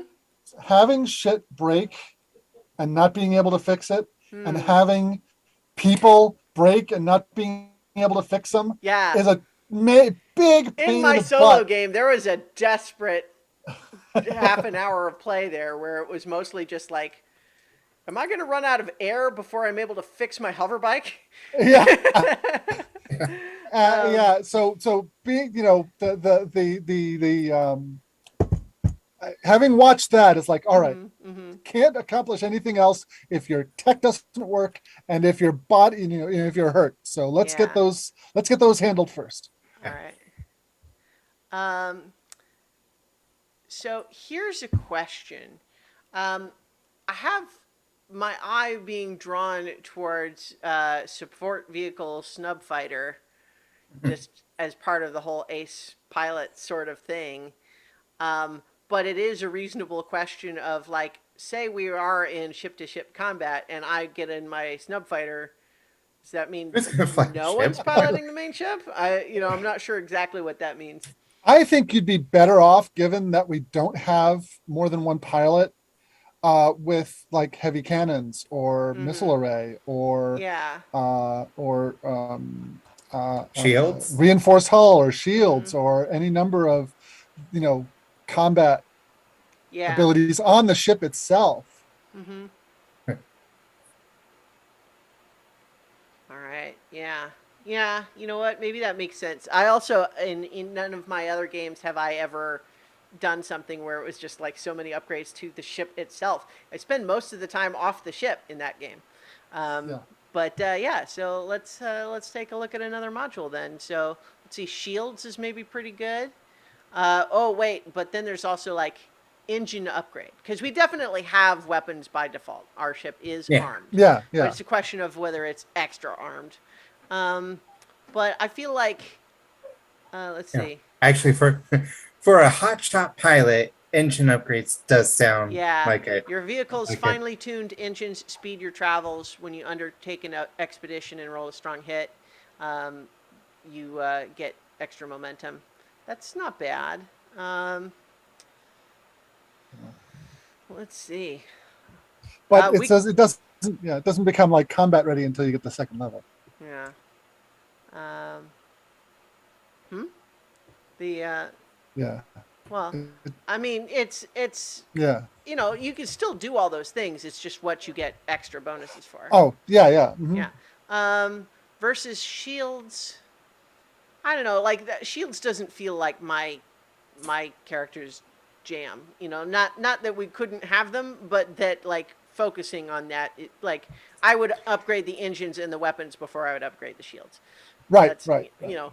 I think engine upgrade is where I'm Okay. going with that. Okay, so let's see, engine upgrade. Um, well, and let's I'm see. putting all the modules on my sheet because it's on the ship section Oh because yeah. anything that Oh yeah, that makes sense. potentially everyone would Oh, use. you know what? No, let me. I'll. So I think. I think it makes sense for the ships. Yeah, like you can have it on yours, Just to but be able to see it. Yeah. yeah. But I'm going to add all of them on here too, just so we can all see them and read it. All right, and then add. So we got engine upgrade. We've got med bay, and we've got workshop. Okay. We've got a very upgraded ship. That's great. And I think definitely I'm envisioning this ship being a lot more like Din's ship in the Mandalorian, in the sense that he's really just flying it everywhere, and when he flies somewhere, he flies that ship. He doesn't get in some other thing. Hmm. Whereas, Hmm. like in my other game, it was more of a thing of I flew it to the colony and parked it at the docking station, and then left on excursions in secondary vehicles. Whereas with this, it would be like, no, we fly our ship, we fly the Relentless to where we're going, and Yeah. that's where it is. Yeah. Right. I like that. Okay, so all right, so we have each then chosen our third asset. We all upgraded the ship, which is great. Now we're going to set our stats. And so basically, the way this works is across the 5 stats, you're going to give yourself 1 3, 2 2s, and 2 1s. And so, and it has, once again, edge is quickness, agility, and prowess when fighting at a distance. Heart is courage, willpower, empathy, sociability, and loyalty. Iron, physical strength, endurance, aggressiveness, and prowess when fighting at close quarters. Shadow is sneakiness, deceptiveness, and cunning. Wits, expertise, knowledge, and observation. All right, and I think for my character, Oh, okay. I need to hit edit. Okay. let's see. Let's look at my.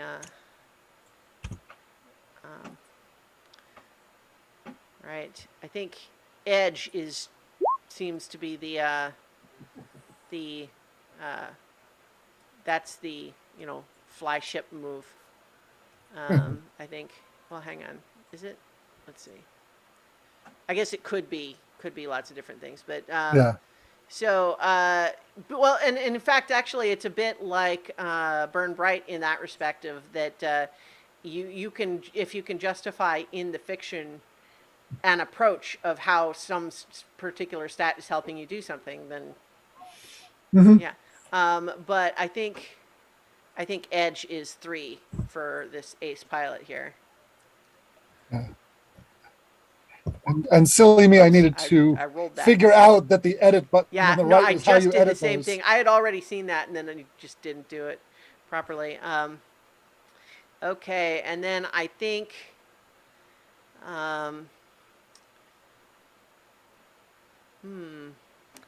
I think maybe my uh, iron and shadow are my number 2s, and then heart and wits are my 1s. That feels right for this character that I've built, which is fun because it's almost like the exact opposite of my Wayfinder character that I did in my solo game, who What's had 3 for heart and almost nothing for, like, had 1s for edge and iron, so it was just like not the best in a fight. Well, funny you should mention that. Sure, well, it's better if you have some people who are okay at fighting with you. yeah? Yes. So I took edge 1, heart 2, iron 1, shadow 2, and wits 3. Okay, great. Oh, here, let So me. I will Okay. swap around if David also took wits 3. So I actually did take Wits 3. all right. So I'm gonna change my wits then to 2, and take 3 heart. Okay, That was Yeah. I was back and forth on that. So all right. Well, I here, did Edge, whoops. Edge and Heart is my 2, Iron and Shadow is my 1, and Wits is my 3. Okay. Yeah, so let's see. If it's letting me move things.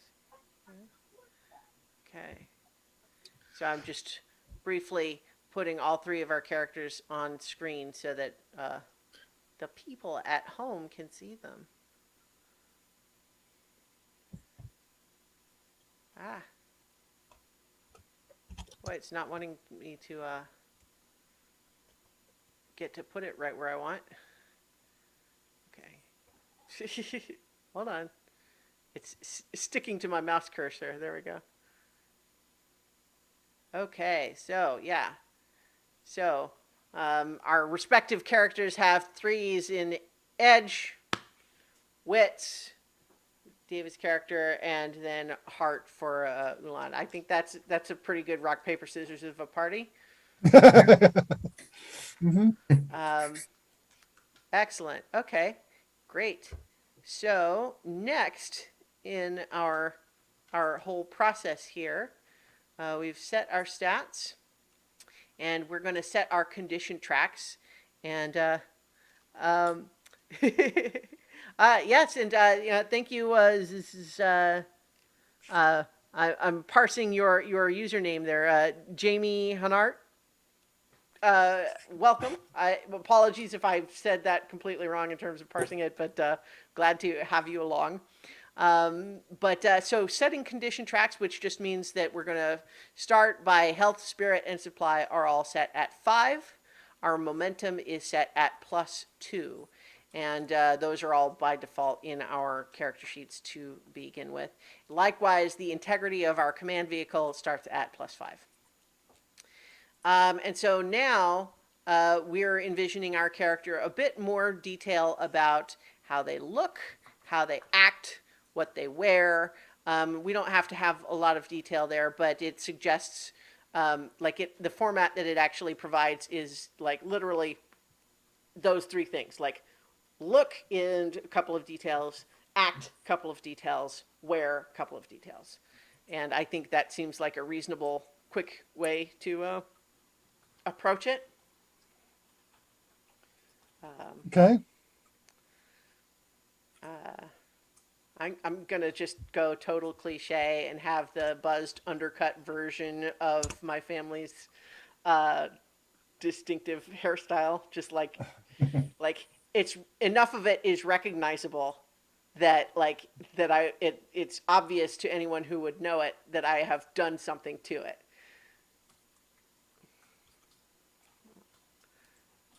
Under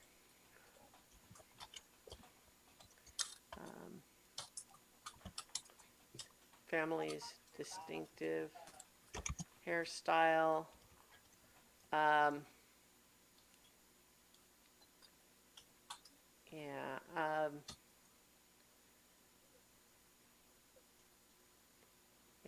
I'm going to think braids, usually tied up and out of the way, on the long side.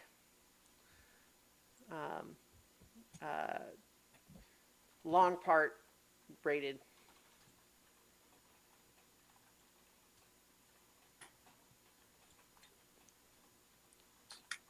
Buzzed underneath.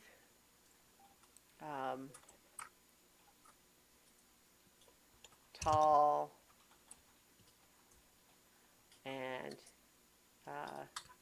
big boned.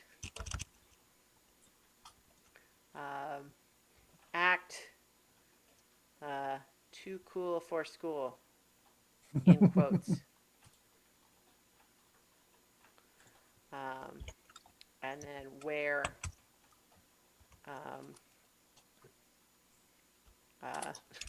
leather jacket, gun holster,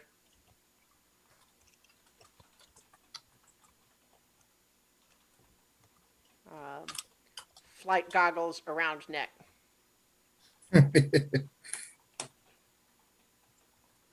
I like that. Even though obviously flying in a starship, you don't really need the goggles that much, but it's kind of a, sometimes you're flying towards the sun. You need the sunglasses, sunshades. All right. Do you guys have some details for your characters? Yeah. Ulan Giles is tall and lanky. He has the triangular sideburns, which were the pointy sideburns, which were a thing in the original Star Trek. And for wear, he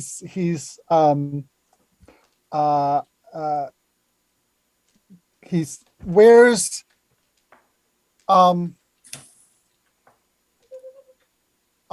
a blue kind of shimmery satin gown.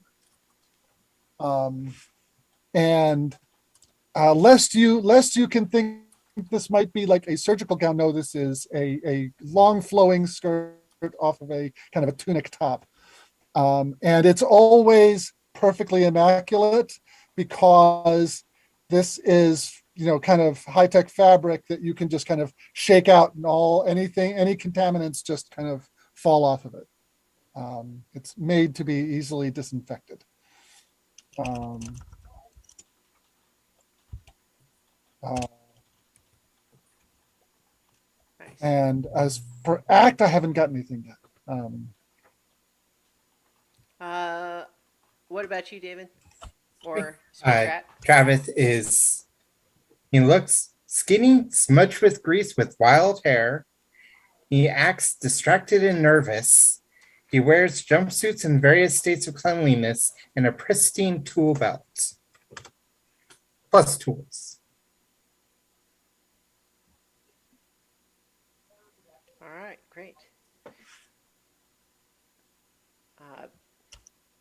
Uh, one of the other things it suggests is to gear up, and to begin with, everyone gets a spacer kit that includes things like a sealed environment suit, flashlights, headlamps, toolkit, med kit, personal communicator, basic versions of all those things. Everyone can just have those. But what other personal items would you have?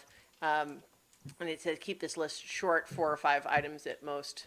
And you don't have to like list everything you own definitively, but it's more just kind of like the things that are meaningful to your character. So, like for A example, grand tropository. yes, exactly.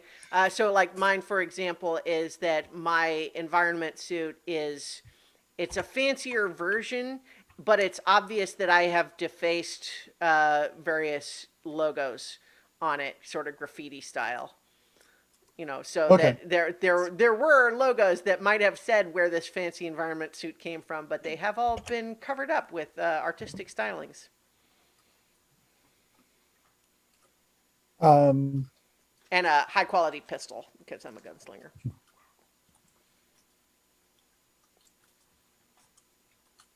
Laser pistol because why not? right. Doesn't have to be, but it is. Um, yeah, knowing that the galaxy is a dangerous place. I think that Giles would carry a weapon. But I think um, uh, uh, uh, probably actually carries again for me, kind of borrowing off of one of the aspects that we actually skipped over in the world building. Carries a sword, carries an iron sword. But we establish that with our history. Um, go What? back and look at that. The Uh, world the truths. enigmatic black iron Yeah. is what Enigmatic the black iron. Yeah. Okay. So we didn't do the one with the swords, but it could be a black iron sword. Yeah, like okay. black iron can be worked. It Right. just takes some doing, So and so you can yeah, make he's it got a work. black iron blade as his Oh weapon yeah. of choice. It's Nice. um uh, I'll say that my pistol has black iron grip, like where you might have like pearl inlay or something like that. That's what it is. nice. Okay. And because you name a sword, um, uh, uh, I'll get back to that. Yeah. So speaking of that, like my call sign is Firestarter, and my pistol's named the Spark. There we go. Nice. Yeah. Travis has a black iron wristband, a small crate containing his projects, and a broken comlink set to a scrambled frequency. Nice.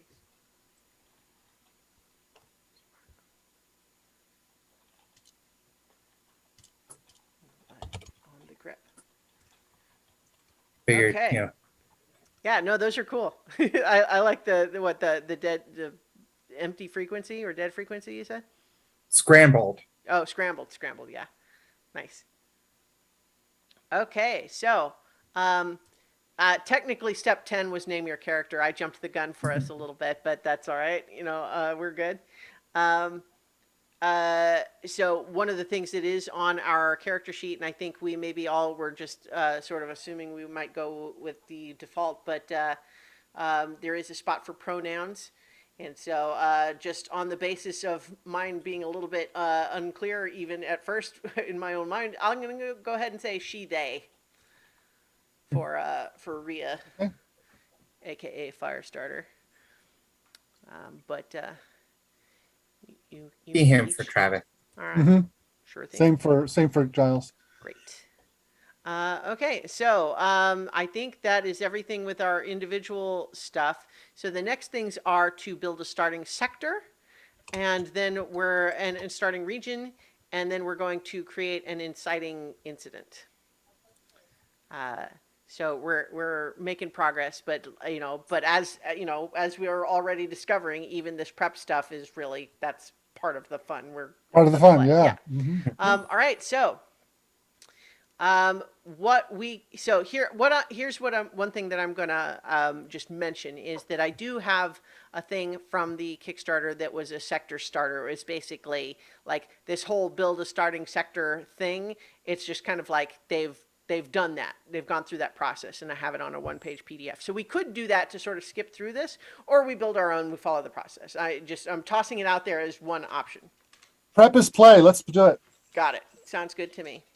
Okay, so the one thing that this Roll20 doesn't seem to have yet, though, is the sector worksheet, Okay. which is interesting. But I figure we just use the main Roll20 screen for that purpose, Okay. because all it really is a map. It's hex map on that worksheet, and then some locations, and all of that is stuff that we can do Right. with Roll20 with no difficulty. Oh yeah. Okay, so what is a sector? A sector is a settled or explored area of space.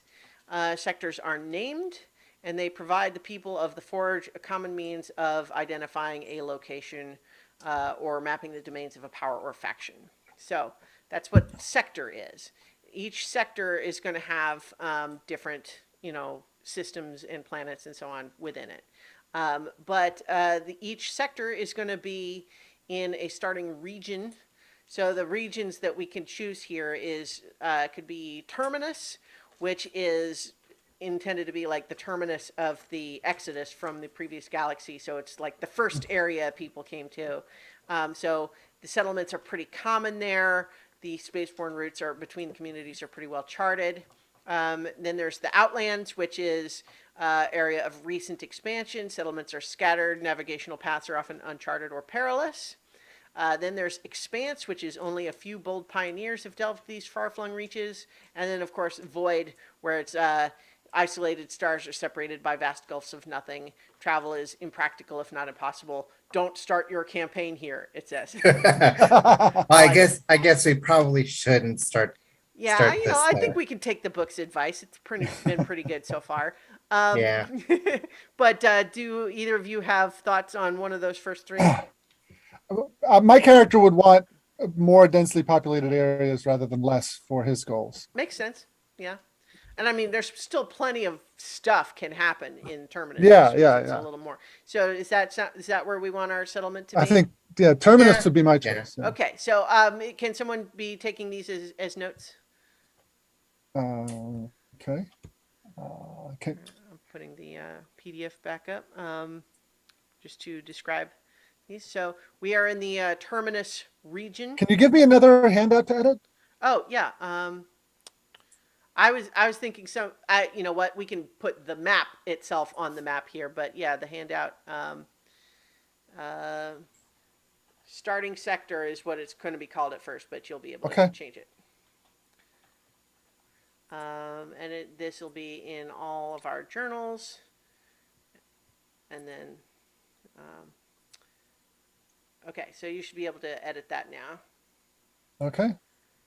So There we go. first, we're going to say what is the number of settlements in our starting sector, and it suggests that if we're in Terminus, we should have 4 settlements. So I don't see any reason to go against that suggestion. So now we establish the settlement details and in our various sectors. So we have a number of oracle tables that we can roll on, and as we did for the truths, I don't see any reason not to start with a roll unless someone just sees something leap out at them and says, "No, I definitely wanted that to be that," or of course vice versa is like, "I don't like that one. Let's do something else."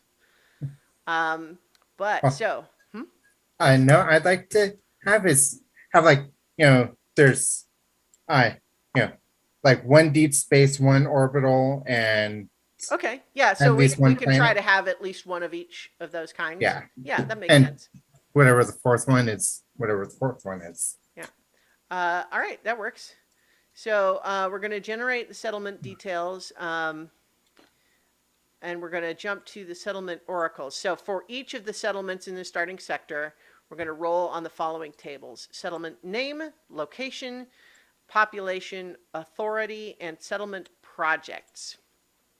So let's see. I'm going to pull up the character sheet because it's got all of these oracles on there. So how do you all feel about this? That for each of us, like I can. Do you want to alternate roles for everything, or perhaps we could say like I do all the roles for one, Nobilis does all the roles for another, and so on. Like we each sort of do the process for one. What do you think? Yeah, I like that. Like, Let's do it that way. Yeah. we Okay. each get one. All right. So who would like to go first? Why don't I go first? Okay. Um, and I'm going to the name list, and I'm picking Eventide. Okay. Great. And what are the other things we want? Location, Yes. population. Location, population. Okay. I'm going to say that's planet side, Okay. and the population. I'll roll that. Okay.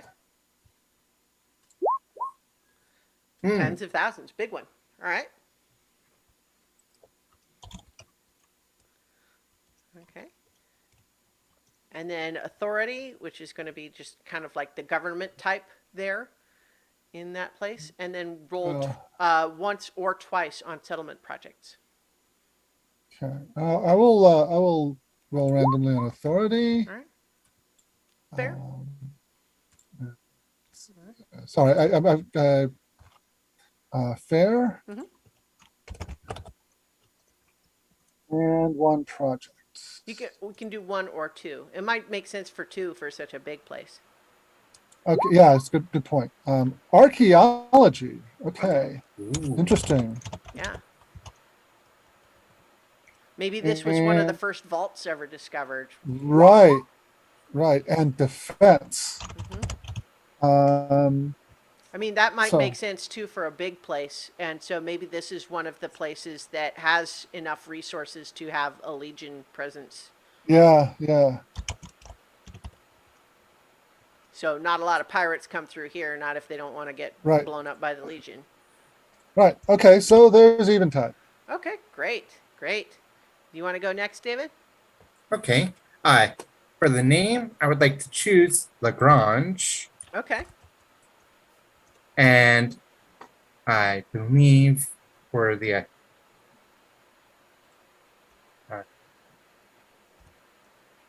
I mean, for location. Lagrange, it might make sense for that one to be a deep space, but I don't know how you want to.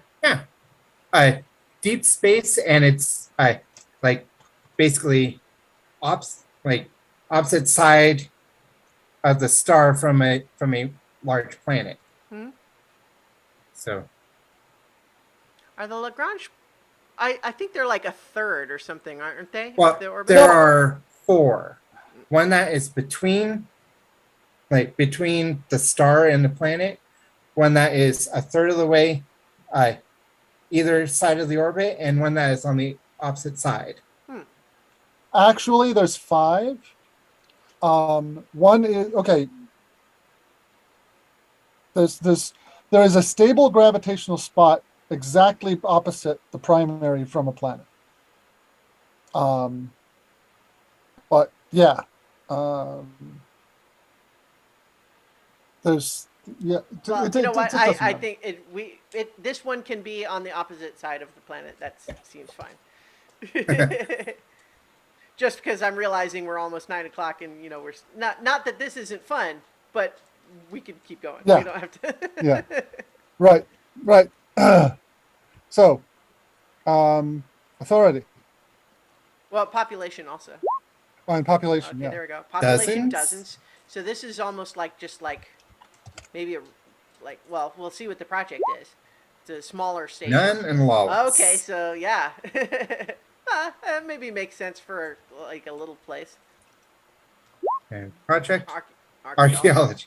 I'm going to re-roll that because that Okay, just so we're not doubling up, and also environmentalism. So environmentalism. is this a group of like Greenpeace pirates or something like that? I'm thinking it's more they're trying to keep their environmental system going. Like, Oh, okay. That So sounds more yeah, like a trouble than a project. yeah. well, I mean, like their system is so isolated that that Well, getting I no, I Okay. hear what you're saying, but like, why are they out there? Is it like what is the purpose of this place's existence? How about they are an archive of genetic samples and Oh yeah, seeds like a and seed vault things? sort of thing. okay, yeah, Yeah. that makes sense. I'll That's take fun. that. Yeah, Yeah. okay. And it makes sense too. Why like they're maybe a little bit government agnostic, thus the non-lawless, and it's not that big a deal because it's a couple dozen Right. people who are mostly all devoted to the project. Yeah. And they trade in like uh, uh, genetic information. You bring them life form data from planets, and you can trade it for a genetically engineered set of seeds that some planet needs Nice. to for some project that they're working on. Great. Okay. So that they could have another project if you wanted, but it's such a small place. It's the way we Yeah, just just described it one. makes sense. Okay, so now I will do.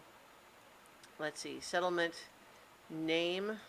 Uh, in keeping with what you guys did, I'm gonna wait until I get the other information before I Okay. choose the name. So it's going to be orbital because we wanted to have one of each kind.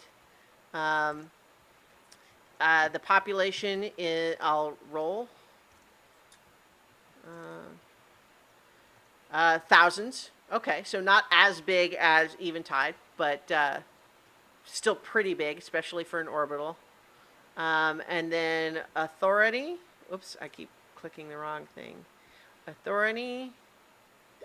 None lawless. Ooh, okay. Hmm. That seems. You know what? I almost feel like I want to re-roll that just because on the basis of thousands of people lawless on an orbital community. That That doesn't doesn't seem like it seem. would last very long. Yeah. Um, unless we wanted to make it a whole big thing about like how they're trying to prove that responsible anarchy or something. But no, I'm gonna re-roll that. Oh, oppressive. Oppressive. Okay, went the other way. All right, so oppressive. All right, it's this is thousands of people on this orbital colony that it's oppressive, and then their projects, a festival. I mean, you could have oppressive government that still has a festival. Yeah, the Doctor Who episode, Joy Police. Yeah, Um, and then automation. Okay, yeah. You know what? I'm imagining now that this place is a whole community of people that are devoted to the idea that humanity's future is cyberization, cyborgs, and augmenting themselves cybernetically. And that they are very clear that you have to have some minimum percentage or be willing to become some minimum percentage cybernetic in order to be a permanent resident. And that they're very big on celebrating that aspect of it and all the transhumanistic sort of thing, but also like You do have to do it. It's not optional. Right. And once you have something like that, whoever controls the technology can Right. control everybody. Yeah, so there's probably some level of corruption up front that's really just kind Right. of, saying, right now we just have the switch flipped to passive collection of data, but someday, The augmentation will And so you continue need, so until what's the name of this, until more. this, Yeah. this, So looking what's at, the name of yeah, this transhuman um, nightmare? yeah. Well, it's not.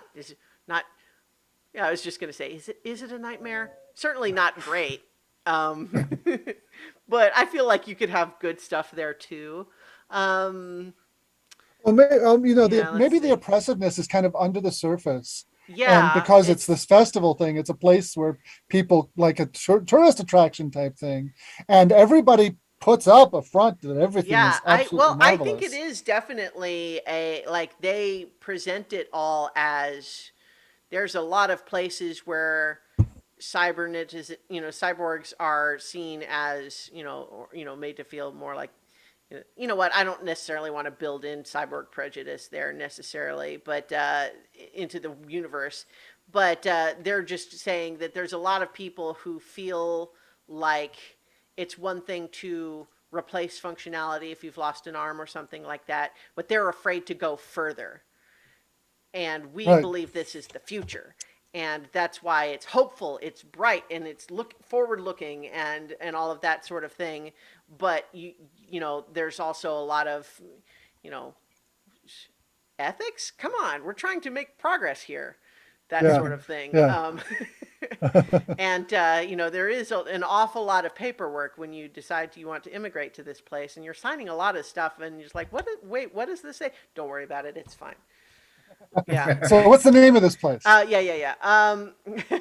I just was flashing across the list and saw Deception, but that's not the name. Yeah. Um, I think it would have a really happy name. how about Glimmer? Ah, Great. Glimmer. Okay. And we need Yeah. one. We need a fourth one. So I think we need to cooperate on that one. Yeah, and maybe we roll for location on that one too. Yeah. Yeah. All right, so here, I'll just go ahead and click the roll for location. So that's going to be another orbital, but it could be around a different planet or Right. even a oh different yeah, star, right? yeah. And we're going to do planets in a moment. Right. Um, okay, so do we want to just like each choose one of the things, or do we want to just kind of maybe all make this one a little bit more bespoke? What do you think? Well, how about we roll it and decide whether we like it. Okay, sure. Who wants to roll population? I'll do that. All right. Thousands. All right, thousands. Yeah, I mean, we decided we were in Terminus where things are a little more common. Right. There's more big communities. Yeah. All Okay. right. You need authority and projects. I'll roll authority. Tolerant. Okay, sure. And then projects, I'll roll one. That's automation. I'll roll again just because we have one Yeah. that's automation already. Trade. Great. Sure. Yeah. Yeah. No, Uh-huh. that makes perfect sense. Trade. But it's also a little generic, so maybe we need one more. Yeah. And Research. Research. Yeah, sure. Okay. Um, all right. So, do we want to just roll a name for that one? Yeah. Let's roll a name. All right. Nova. Sure. Nova. Yeah. Yeah. Sounds Okay. great. All right. Trade and research. They have a university. Hmm? Yeah. Sure. Okay. Thousands is a little small for. Well, or maybe Nova is like the entire settlement is the university. Okay. I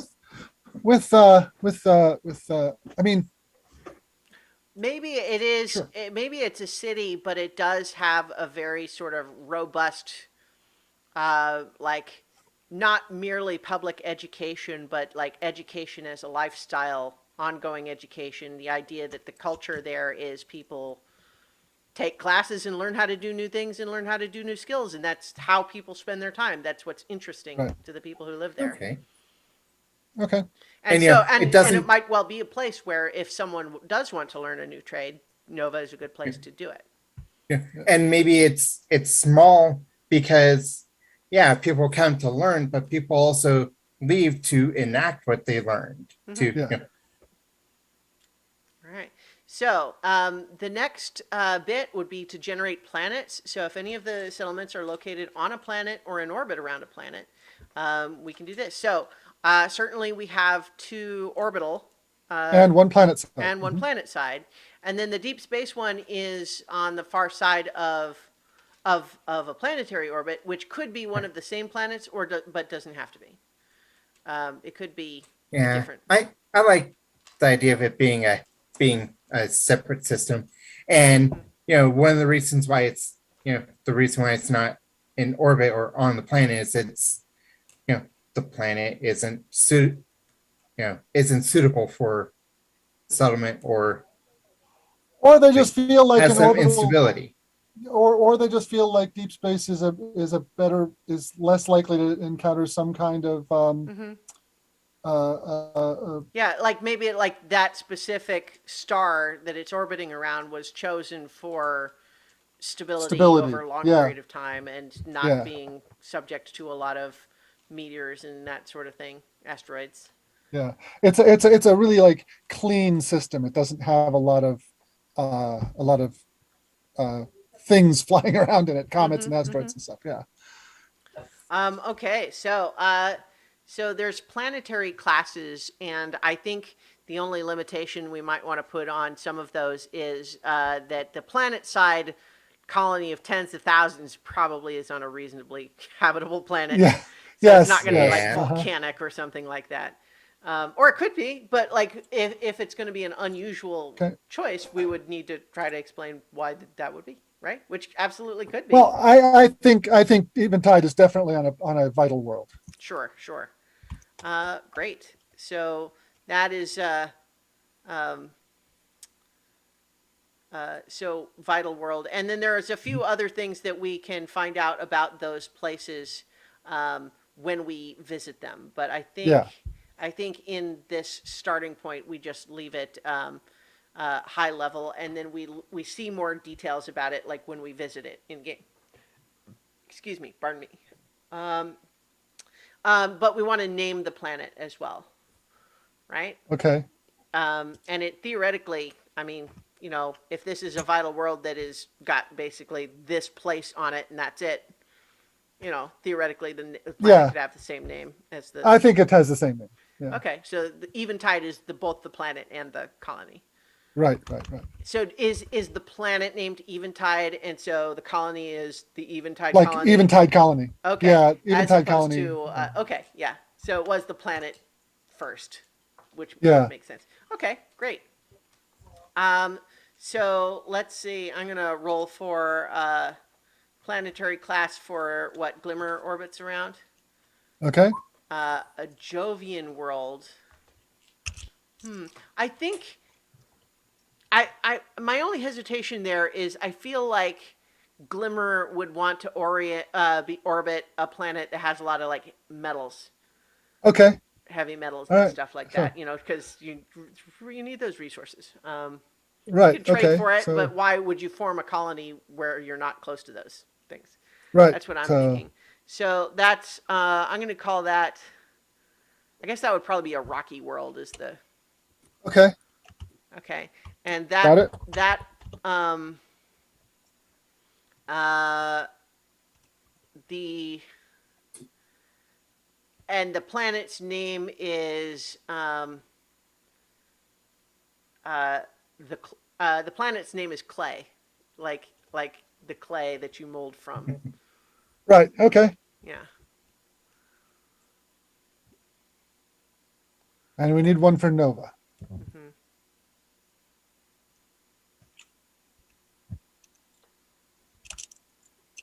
There, I don't think it really matters what kind of world. Not necessarily. Yeah. I mean, You can justify just about anything, probably. Are you rolling for that one, David? Oh, oh.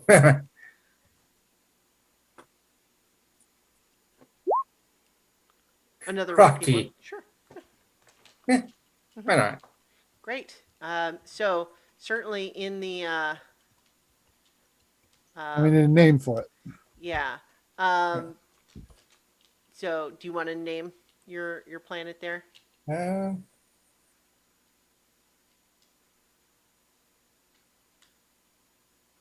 uh, I, yeah, getting to the PDF I'm using is that Sure. it's a I mean, little the less. colony name list would also potentially be a good, like, there's not a separate list for that for planet name. It's, but you could probably use the settlement name table if you're needing Uh, ideas. One second. I actually almost. There we go. Orpheus. Orpheus. All right, great.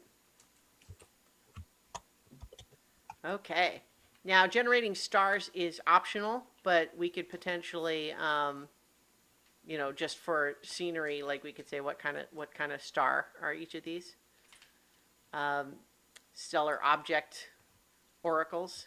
What do you think? Do we want a star for each of these places?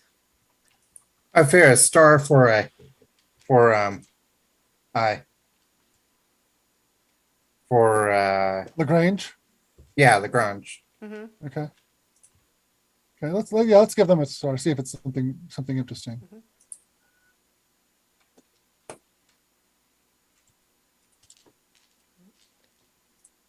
I'm gonna roll for Stellar for object. Glimmer as well. Yeah, Glimmer is around a young star incubating in a molecular cloud. Yeah, I feel like that also feels like something that the people of Glimmer would find metaphorically appealing, plus also maybe resources. Right. Right.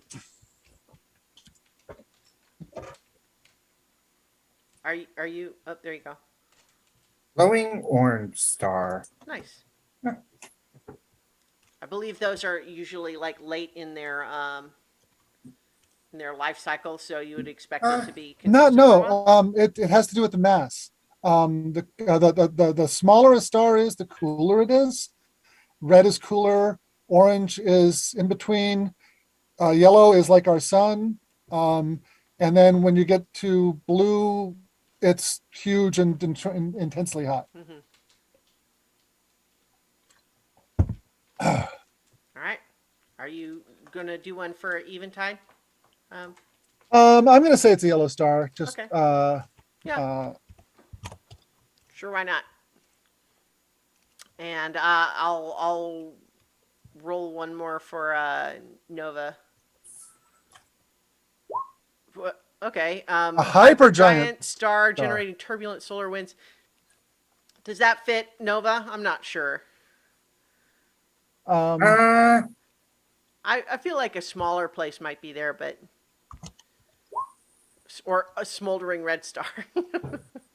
that actually makes sense for Nova. Yeah. no, it's smoldering red.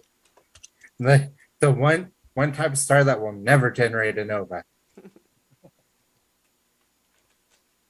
Unless, well, something happens. I mean, we could also just like again, we could just pick one. So like, Yeah. Well, I mean, some red stars are red giants with Well, kind of swollen up, and it's the end of mhm. their life cycle. Here's something I actually maybe I'm looking at this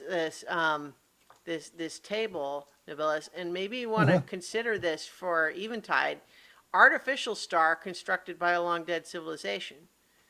Because we established that they're archaeology, and we figured like maybe one of Ooh, the first yeah, vaults yeah. discovered, but maybe it's not only one of the vaults, but like this star seems like it was made, not formed naturally.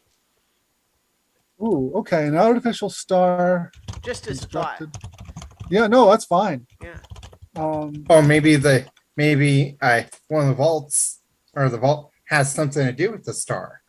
did we take the vault world truth? I mean, there's grubs that like that was Well, it okay, talks yeah, about yeah, them going yeah. through ruins and vaults and stuff like that. There's vaults Right. left Okay. behind by these ancient civilizations that have risen and fallen and so on. Right. Okay. Right. Yeah. Right. Yeah. So we didn't take the one where it was like the vaults are these specific artifacts made by a specific civilization. It's more like there's Yeah. lots of More ruins. like there's ruins all over the Yeah. place. Yeah. All right. Yeah. And in fact, maybe the planet shows signs of being uh, uh, artificial as well. Mm-hmm. Um, Yeah. and certainly be. we've established that life in this. Oh yeah, so maybe the essentia or whatever. Like this is a vital world, and it's like part of the idea was like we surveyed this from a distance a while back, and then when we came back later, it was Yeah. all new and exciting, and so maybe that's why it was initially formed there, and it's been built up because it's actually a really nice place, Yeah. and really conducive, but also has all of these really interesting study opportunities. Right. But there might be some people who feel like easy come, easy go someday. Yeah. You know. Yeah. Yeah. But yeah, okay, great. So next would be to create a sector map, and this is where we might start drawing on our little table here. But the idea is that we're going to basically just create a box that is the sector, and then we're going to draw the galaxial relationship between all these systems. And the way it suggests on their little symbology here is that a planet-side settlement drawn as a circle with a plus sign, deep space settlement is a square, a circle with a triangle in it is orbital. That's the term, the symbology they use there. So we can just here. I'll make a big box on our, just to be our. I think I just lost everything I was writing Oh no! because it decided I had timed out. Uh-oh. Yeah, I lost the entire document. No, I see it there. I just opened up starting sector. It has a lot of stuff in there. Doesn't look like Good. it has. Good. Okay. Yeah, it has Nova in orbit around a rocky world named Orpheus, orbiting a smoldering red star. Thousands of people. Yeah, it seems like. Okay. That looks like it's all there. Okay. Mm-hmm. Good. Whew. Okay, so let's see. I've got. Let me make this fit on our. Here we go. So let's just say this rectangle is our sector map just generally, and so now we want to put our 4 settlements on here essentially. So let's just each place the one that we made, and then we'll put the 4th one on. So who wants to? We can do it in the order we made them. How about so place Eventide there first? Yep. That's eventide. Okay. It suggests, like the symbology they suggest in their example Right. is a circle with a plus in it, which it's whatever. Right. Yeah. Well. Yeah. Yeah, pluses are actually not super easy. Uh. It can be anything we want. Yeah, I actually kind of like just your placement of it being like almost right in the center of the. Oh, sector. that was definitely on purpose. Yeah. Okay, so you want to place Lagrange, David? And it's a square for deep space, yeah. Deep space. Mm-hmm.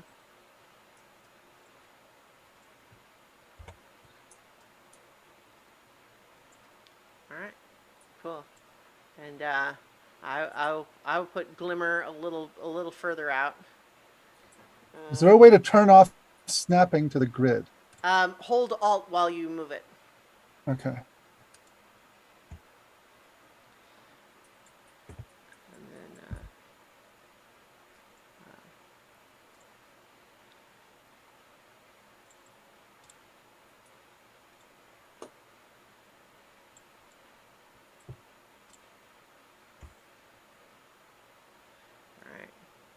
And then we could probably go ahead and label them.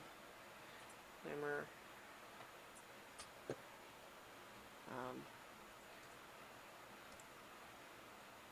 Orbits.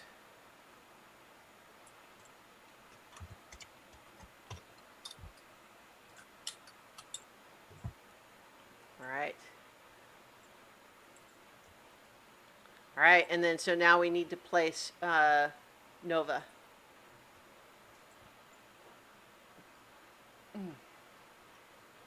How about down over here? Sure. You can probably, if you don't want to go to the trouble of drawing your own little triangle, you could probably just copy and paste the one that I did for Glimmer. Make it a different color. Or I could do that, I guess, instead of here. Where were you wanting it to go? You wanna, okay. And let's make that, how about green?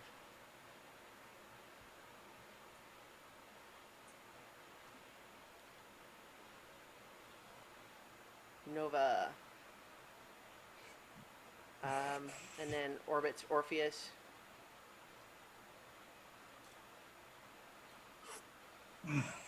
All right.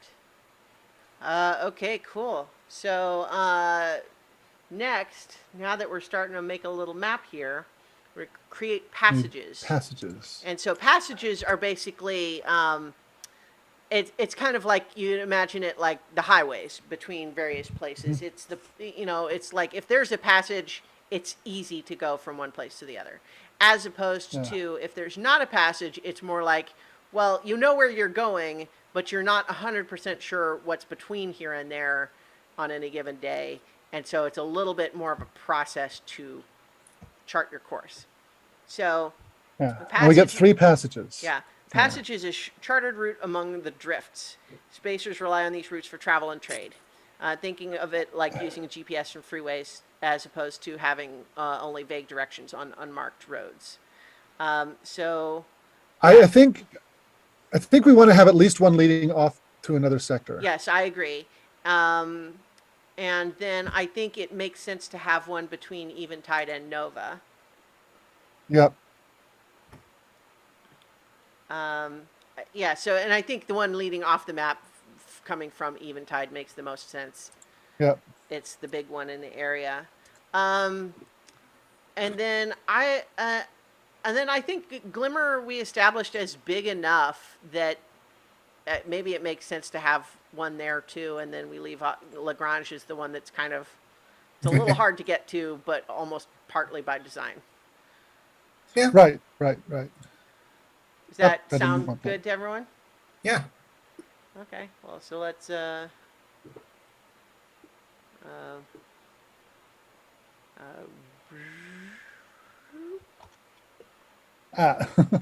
that's not here. Wonder if we freehand is hard. Yeah, I was using the polygon line.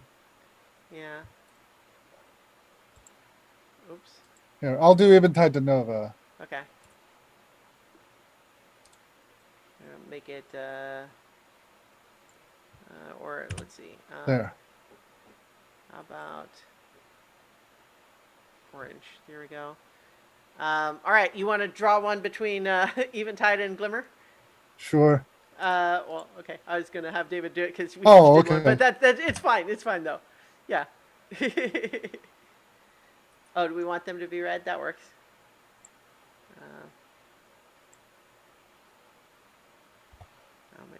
This one red as well.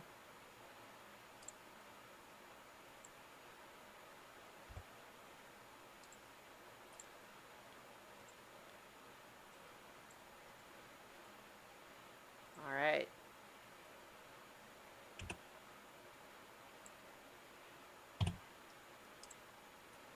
Okay. So, now that we've got some passages, we're going to zoom in on a settlement and get some of our first look details and so on about one of those. Do we want to start on Eventide? I mean, seems like a reasonable place to me. Yep. Yeah. That sounds good.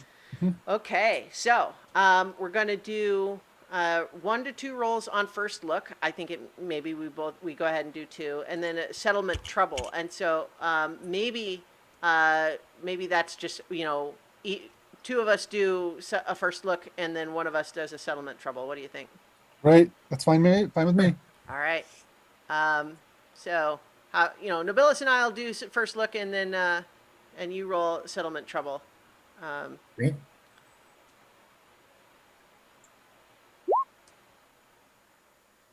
Okay. So I got a toxic or polluted a habitat. I think we've probably vetoed that just based on what we had described about Eventide to begin with. Yeah. Yeah, so I'll re-roll that. Built from random scrap. I don't know. You know what? I'm gonna just choose one, given that we've kind of in our minds have already created a number of things about it already. Yeah. I'm gonna say. A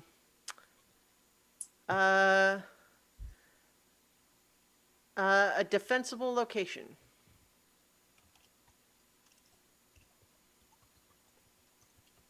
And I'm going to say, instead of within or near Precursor Vault, I'm going to say within or near an ancient ruin. Okay, yeah. Built on top of an ancient city.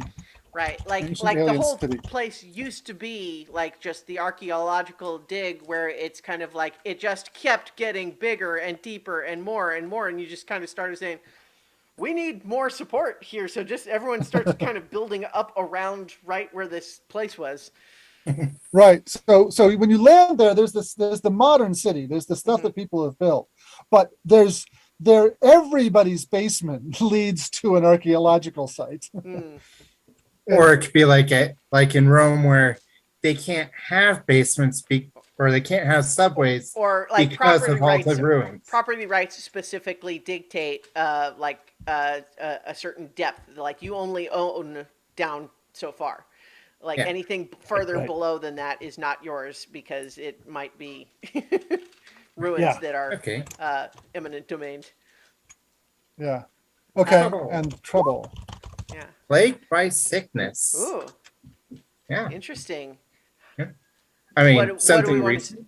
No, I mean, it could be. So, like, what do we think is going on there? Is it more of a mundane sort of thing, or is this a strange? Well, we also maybe could. I don't know. I'm not I'd sure li- if I feel strongly about vetoing it, but it's. I do. Yeah, I do. okay. I Well, do. yeah. Let's not do sickness. I don't blame you. Dangerous Oh, discovery. yeah. Now See, there you that go. But what is it? But let's. something. Well, I like the idea, like kind of high level. Something awoke in the ruins. The Eventiders dug too deep and too greedily. Yes. Or maybe they just, they activated they accidentally activated a security system. Or what And- about? I mean, it could be that, but what I was just thinking is, what if we tied it into this whole element of like the magic and the sundering and all of that sort of Right, thing? Is right. that like they opened some particular tomb, and then all after that things just stopped working the way they used to, and all sorts of machinery and equipment is having unpredictable Ooh. behavior. Right. But the ancient shit is now working when it wasn't before. Yeah, I like that. But it's dangerous because a lot of other technology that people have been relying on is suddenly a lot less reliable and more unpredictable. So it's like, hey, this HVAC system that was clearing out Yeah. the old air and bringing new air in suddenly reverses. Yeah. Or just stops working. And it doesn't have to mean like that the entire colony is under dire threat. It's more just like this is a problem. What do we do about this? This is Yeah. Well, I was saying like localized Oh to yeah. No, I'm that sure. area. I'm just saying. To put it in perspective. This is a settlement trouble as opposed to a settlement catastrophe. Yeah. Yeah. And I'm sure that there are lots of people doing the archaeology that are saying like, no, no, this is good. Believe me, it's actually good. We're figuring this out. Yeah. Okay, great. So we've got the settlement first looks and settlement trouble, and then if it's in planet side, we also um, we can do atmosphere and then observed from space and planet side features. And a couple of Yes. those, like atmosphere, probably we want to, you know, I. It sounds like we kind of decided that it was going to be more or less breathable. Yeah. Uh-huh. Yeah, Okay. absolutely. Um, but so then let's, What's the yeah. okay. So, and then bear in mind that this observed from space and planet side feature is not the colony itself, it is other things on the planet. Right, right, Right. right, right, right. So, Yeah. first look, Where are observed from those? space is like if you're flying to Eventide and you're coming in and you're going to land at the colony, but what are you seeing on your way there? So, do we, we can each Yeah. roll one of those and then we do one more if we feel like I'm it. trying to find that oracle. Which one Oh, is it okay. under? Is it under This is planet? probably under planet, yeah. Planetary Uh, class, planet class, Well, peril peril and and Parallel opportunity. opportunity. So I guess maybe settlement. Oh, uh, uh, Interesting. They maybe changed it up a little bit from the. Uh, Settlement first look has like beautiful yeah, architecture. we've already got the settlement Yeah. first look, and the okay. planet doesn't Well. have first look. Okay. Well, how about this? I have tables in the Yeah, PDF book here, so I just yeah. if you want to read them out, I will. I'll tell you what the number comes up with. Okay. So for a vital world. The atmosphere choices it offers here are none, thin, toxic, corrosive, marginal, breathable, or ideal. Is it I think breathable breathable. but not ideal? Right. It's like Uh-huh. maybe it's so like what makes it not ideal? Is it maybe just a little bit too thin, or is it you need to sort Uh, of you have carry around an inhaler to just supplement or something? it's breathable with because there's life here, right? And it's Mm-hmm. also very recent essentia created life. So there's you need a filter mask for the pollen and stuff. Okay, so it's not a there's no issue with pressure or oxygen level. It's just there's a lot of stuff in the air that you need to filter out. Yeah. Okay, that works. Okay, and then so there's a table here observed from space that I can read for you, and then oh, and then diversity. There's a role for like how many biomes there is, like simple, diverse, complex, or garden world. But given what we've talked about, garden world sounds like right. Yeah. So Okay. five Yeah. or Yeah. more Uh-huh. biomes. Yeah. Do you want to? You can each do a couple of rolls for observe from space.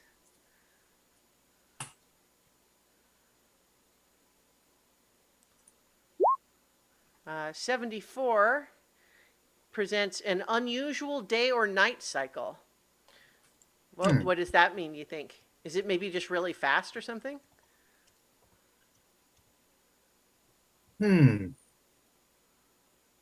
I think given that most of the things that I've ever seen, it's fast is an unusual thing. So let's say that it's got like um, a, an 8 hour day.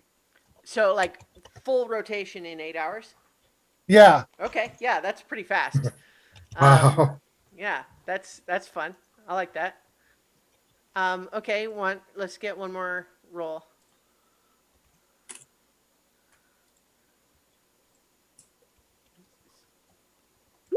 All right, 46. That was narrow livable band, which I mean Nah. we could do like it has all of this stuff, but it's actually in just one strip around the planet or But something. but yeah, but not because but that's usually a tide locking thing. Mm-hmm. But what if that's like um there's instead of Well, so it could be potentially interesting to have there be no obvious reason why there is tons of life on one half of the planet and not on the other half, or something like that. Um, or maybe what it is we've got these multiple biomes, right? Mm-hmm. And each of these biomes has still got the kind of essentia energy going on in them. Mm-hmm. And the only place that humans can actually stand to survive is in the margins between them, where these different Ooh. fields are like interacting and pushing against each other. So humanity is it like imagine like there's a network of lines drawn on the planet, and that's where people can go. Mm-hmm. Basically, ley lines, and Yeah. humanity lives on the ley Yeah, and lines. so all the more reason that it feels like an artificial thing, and it's Oh, it's unclear. artificial and also magical. Yeah, that it's like there's tons of life, but it's in specific places, Yeah. and we don't know how or why it would have been done that way. That's fun. Um, okay. Okay, so what I've written down is humanity lives along ley lines that crisscross the planet. In between, life is too chaotic and um, and unstable for humans to survive. Okay. So the other tables that we have for vital planets are we can roll to see what biomes there are, if we want. There's a table for that. And there's also the planet side feature, and then the life table, which the choices it presents are sparse, diverse, bountiful, overrun. I think we've kind of got that stuff already Yeah. figured out. But planet side feature is more, and biomes are more specific than that. So do you guys Okay. want to roll more on those, or? Okay. I mean, I really like sort of establishing a lot of detail for our sort of big starting place, Okay. because we might this is kind of a hub. You do one, I do one. Yeah. Okay, there's it. Finally found the table. Oh, you found it on the sheet? I found this. No, I found it in the PDF. Okay. Oh, I could have told you what page it was on. I wonder why those aren't on the sheet. It's fine, because I guess it's not necessarily meant to completely replace the PDF. It's quick reference. Okay, so for biomes, 82 is tundra, 5 is caves, and we said five plus biomes. So do we want to do a couple more? Here, I'll do one.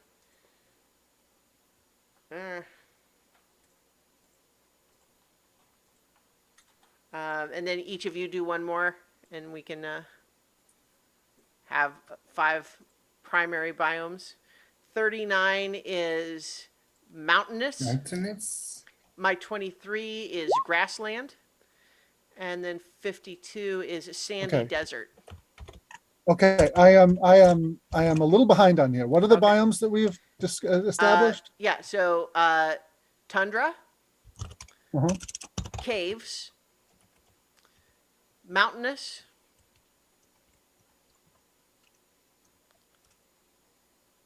Yep. grassland, and sandy desert. And there could be smaller areas of anything else, of course, but maybe those are just Right. like the 5 primary. Of course, Okay. I don't know, tundra, mountainous, and caves. Like caves could be anywhere underground, I guess. Yeah. But tundra and mountainous, are those similar enough that we want to do one more? No, I Or think we could just add there's jungles difference. as a comparison? See. I want to have jungles in there, Yeah, just because that's. I mean, my imagination has got that in anything there you for want. this. Yeah. Jungle, Okay. done. And then there's presumably, is there oceans? Yeah. There's got to be. Yeah, okay. Well, Sure. no, actually, again, part of the artificial nature of this is Mhm. that, it's. I'm imagining I mean, this there is, could be lots of areas of fresh water, but no big saltwater oceans. That's kind of interesting, I yeah, think. yeah, Maybe there's a thought that, eventually eventually oceans might form. Could be.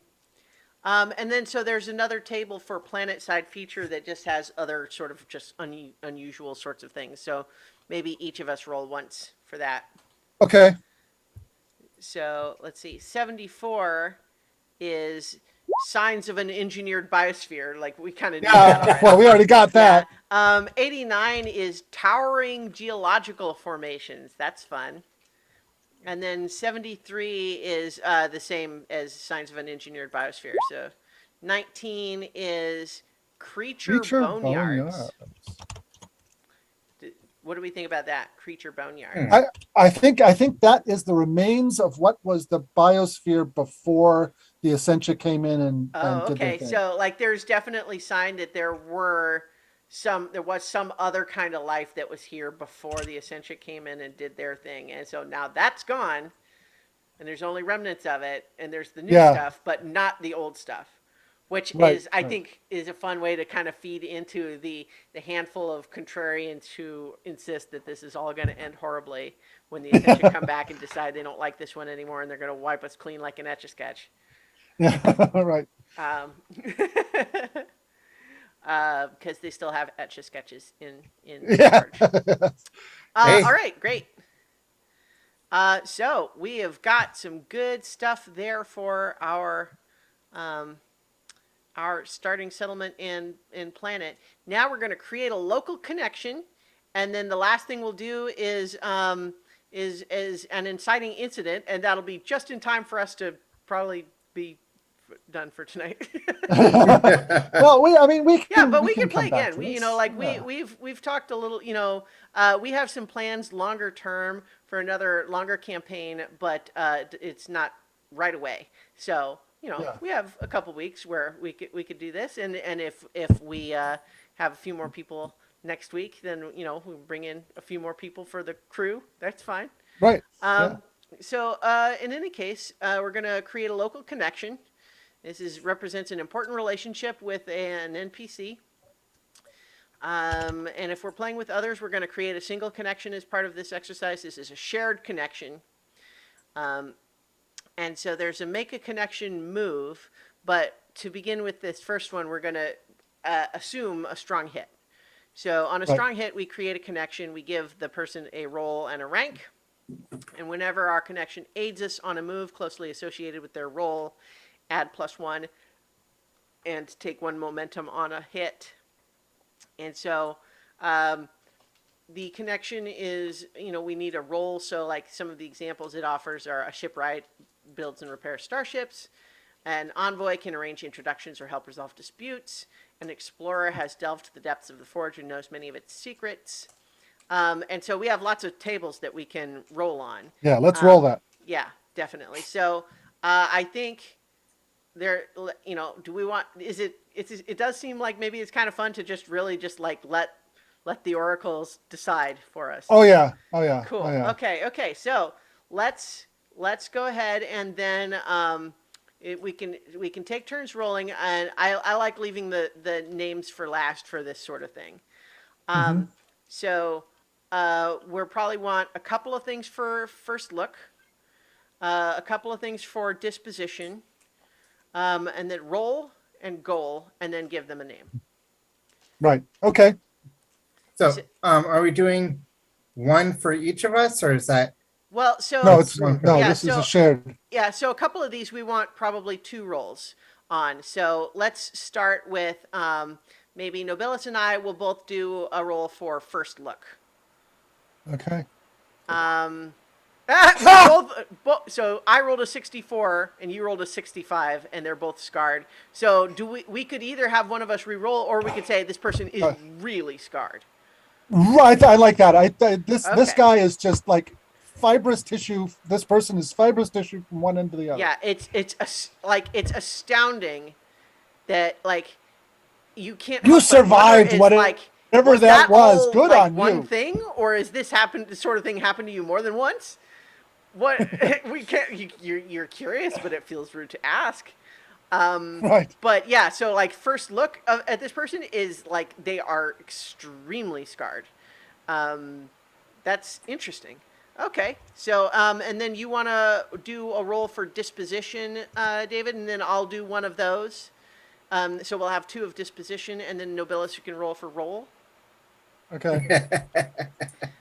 Okay, demanding and threatening is the 2 dispositions we got. I was going to say, do we either have Deadpool or Freddy Krueger? And I'm thinking it's more like Freddy Krueger. Well, demanding and threatening could be like, it doesn't have to be like actual vicious, malice, aggressive. It could just be this guy is a crank and Yeah. he just talks like this all the time, and I just can't believe people just all the time they don't know how to do anything. And And his role is investigator. okay, yeah, all right, I like that. yeah, And he's a PI on Eventide has authority. So he could be a a detective for the local authority, or he could be a private investigator. Let's roll 50-50 on that. sure. Here, I will. Gosh, So if we roll, yeah, here, I always forget. Well, I there use the actually little is dice a rollers. 50-50 oracle. yeah. Well, I also I was just going to click that. Yeah. So 53. Well, we didn't really decide what was what. well, since I said private investigator second, and that's the higher side Okay, of that, I yeah. think it's a private investigator. Okay, yeah, all right. So we met this private investigator, extremely scarred. He's a very sort of cranky, threatening, demanding sort of dude. He needs a goal. Whose turn is that? David? I think it's David's. Yeah. Yeah. Hey? Yeah. Roll twice. Okay, so yeah, Okay. he has 2 goals. Spread Spread faith. faith and Pay a pay a debt. debt. Interesting. Okay. Well, considering he's an investigator, Mm-hmm. okay, let's take the spread faith a little broadly. He is working on behalf of a church. Mm-hmm. Oh yeah, no, I Um, like that. and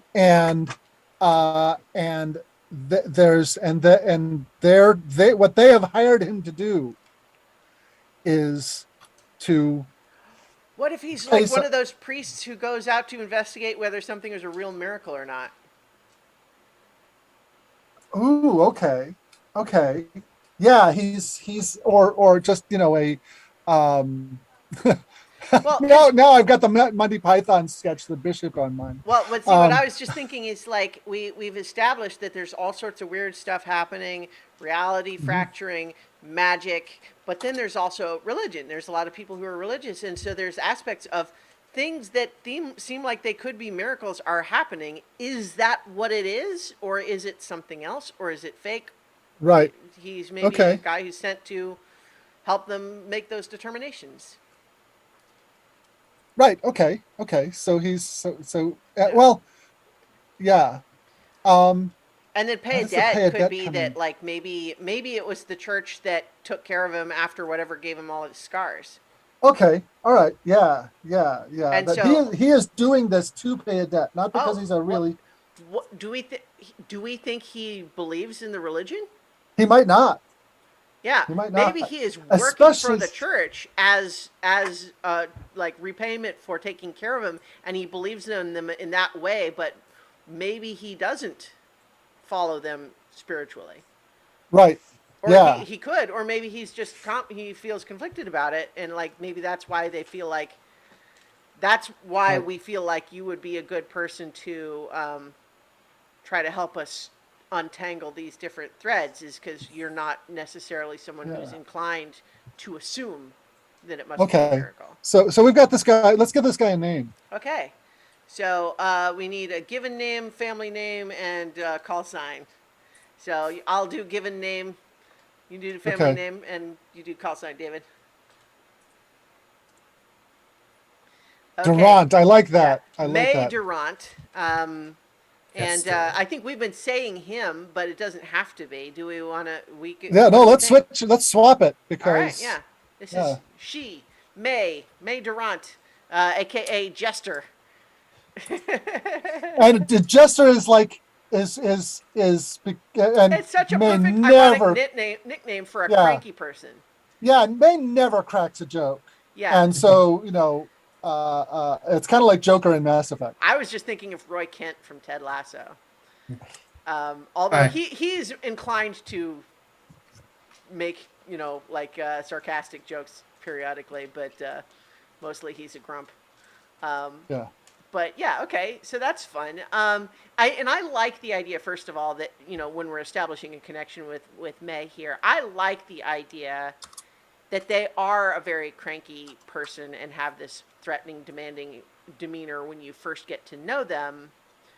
But, well, first of all, we have a revealed aspect table to roll on. And also, it's Yeah. true that our initial connection here doesn't necessarily have to be you are best friends with this person. It Right. could Right. just Right. mean, Yeah. like, we were thoroughly interrogated by this person and now we are aware of each other's presence in the colony. Well, maybe like the ship we first landed in this. We've just arrived in this sector, Mm-hmm. right? Because clearly we don't know the other planets very well, and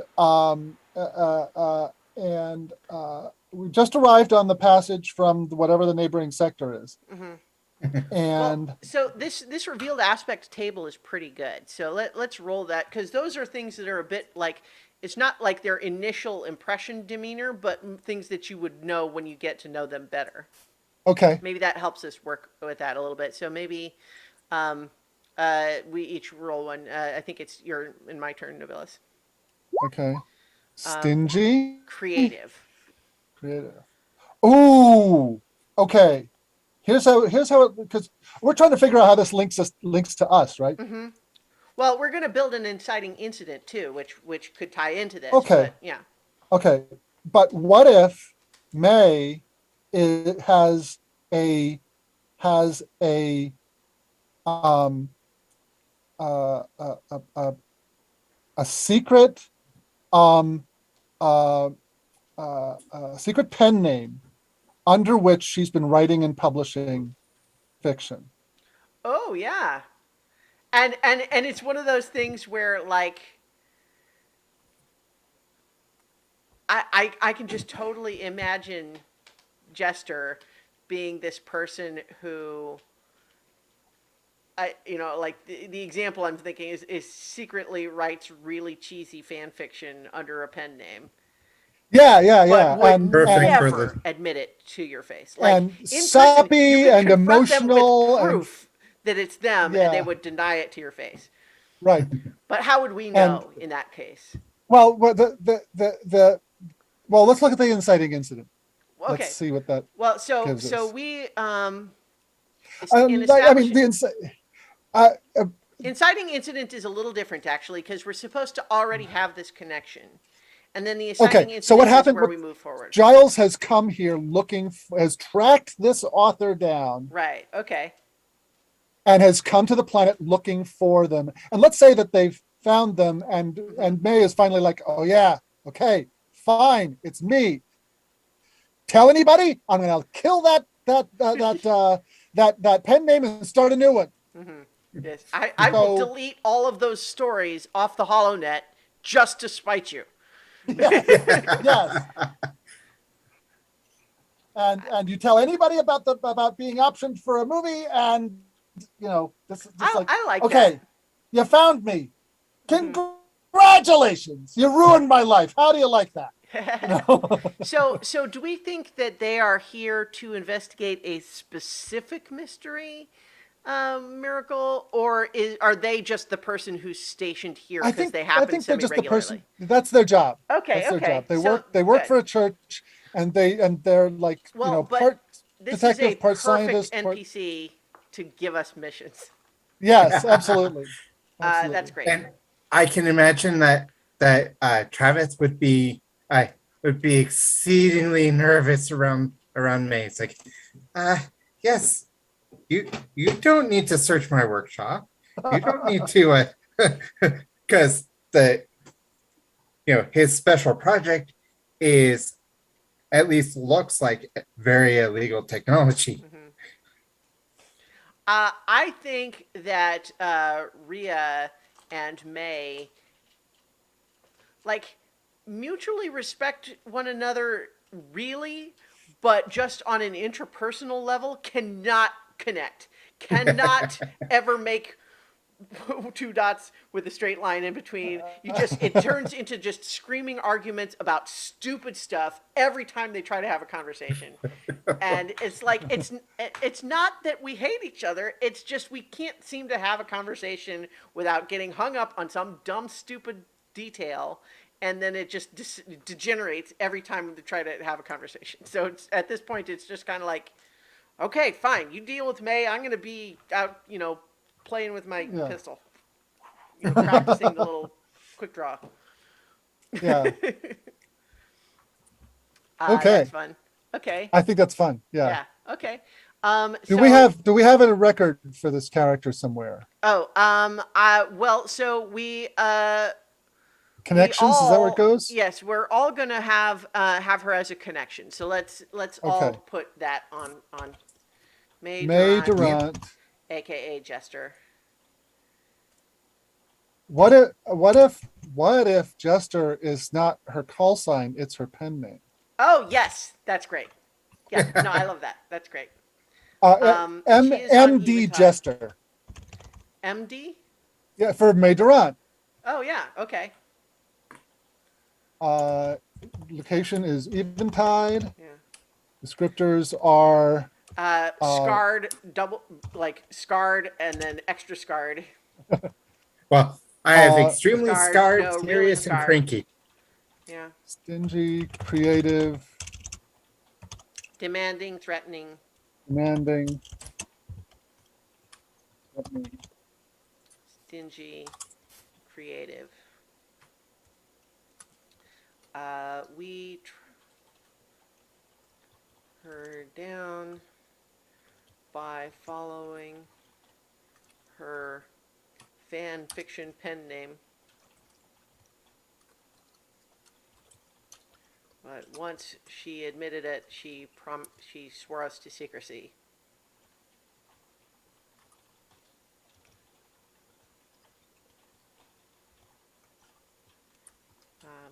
She works. Oh, we should decide what the religion, the church is that she works for. She works for a church investigating possible miracles, in quotes.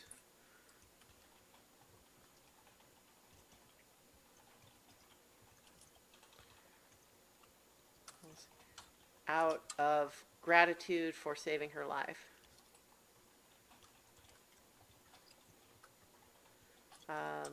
She serves the church faithfully, but does not follow their beliefs spiritually.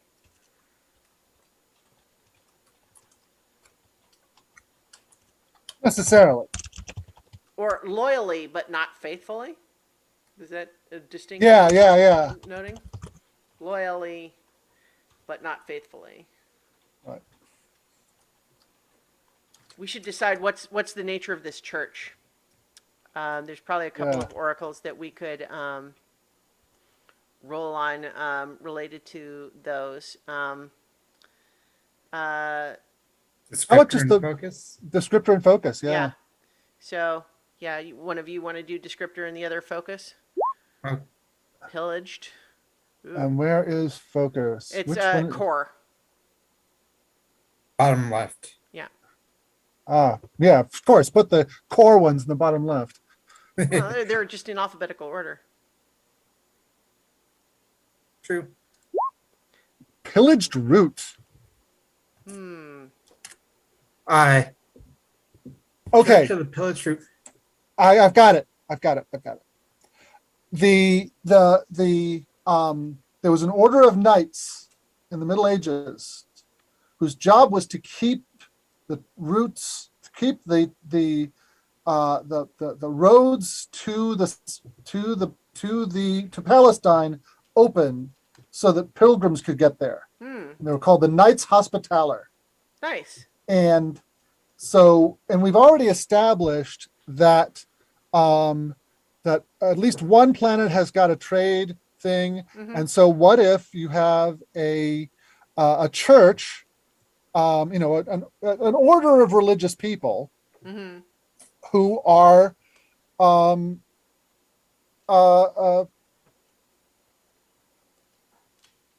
you know, for open communication and travel. Um, Uh, a lot of people, a lot of explorers, mappers, uh, yeah, employed by One them. thing that's interesting there, I think, is the idea that we made our way across the galaxies to the forage, but then decided it was not safe to continue traveling in that way. So how does that yeah, fit into their Yeah. belief I mean, structure? like basically, and actually, that's another reason for Travis to be even more uh, nervous about it because you know, basically, you know, the Super FTL pillaged the route that we followed. Hmm. So it, yeah, so and it's like so uh, yeah, people who, uh, people who seek to harm travel, like Hmm. people, someone or someone wanted to stop travel along the road, they Or would be just on to them a like, recognition like that was such a tragedy that that road is kind of closed to us oh, through that tragedy. That what if that was like a crime of hubris and their god caused the sundering, caused the fractures in reality okay. as punishment for having gone too far. Okay. Well, and so certainly this would be a something that not everyone necessarily believes, but that's what that particular religious order believes. Yeah, Okay. All right. Yeah, sure. And then I think that there would be some interest in an organization like that and the idea of what other ways might people be going too far. And, digging deep yeah, enough in ancient ruins that you start yeah, causing right. mysterious And so magic to mess up your yeah, technology could play in there. yeah, they see themselves as maybe they see themselves, and this was part of the whole investigator thing. Mm-hmm. Maybe he's not investigating miracles. Maybe he's She, investigating technologies to make sure that they're not um, going into forbidden yeah, could be. areas. Or just kind of trying to say keep your eyes on this stuff. Like let's Yeah, have some awareness of what's happening. And right, just right, so we, not necessarily that we think they are already going too far or that we even know where the line is, as much right, as let's make sure we understand what is at the forefront of this research so right, that we right, can make educated decisions about it. right. I like that. Do we want a name for them? I kind of like that Knights Hospitalier or whatever you were saying.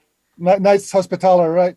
Um, Um, uh, uh, uh, yeah, except it's kind of almost the opposite, right? They're yeah. not. They're not. They're Mm, they're much more interested in control than closing things than opening mm. them. Uh, So what if we call it the narrow path?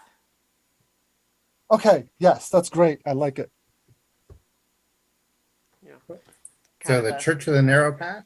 yeah, nice. Okay, great. She works for the Church of the Narrow Path.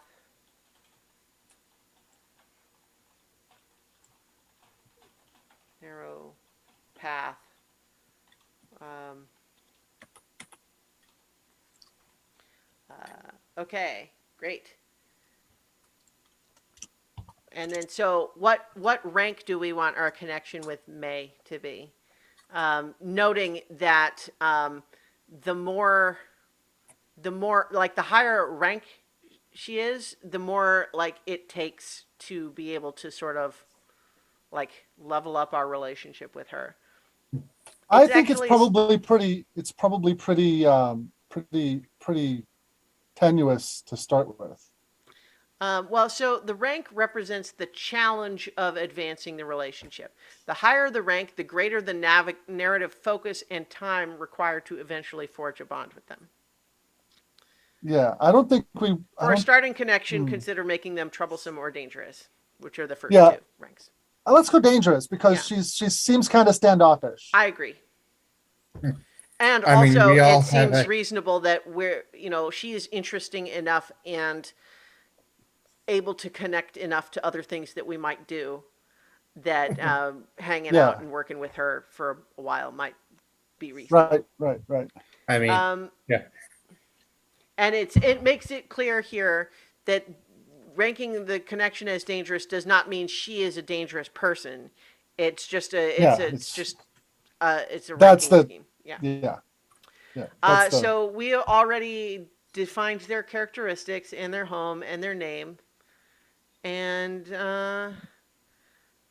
so now one last thing before we would do inciting incident, which I think we maybe actually save inciting incident for next time, especially because on the chance that we maybe have a couple more players, we can have an inciting incident that includes everybody. Yeah.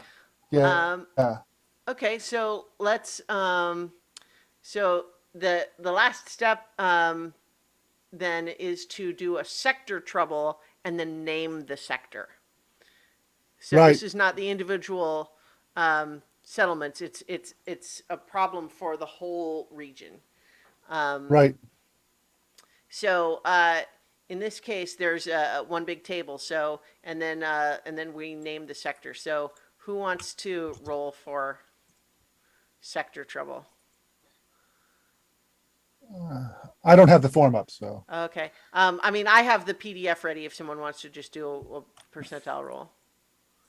okay, I'll do that. Okay. Oh, 89 there we go. is well, okay, that's sickness spread. So let's do one more. Yeah. You do it.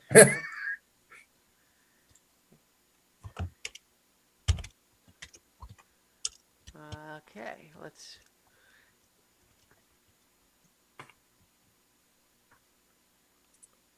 Are you doing another roll?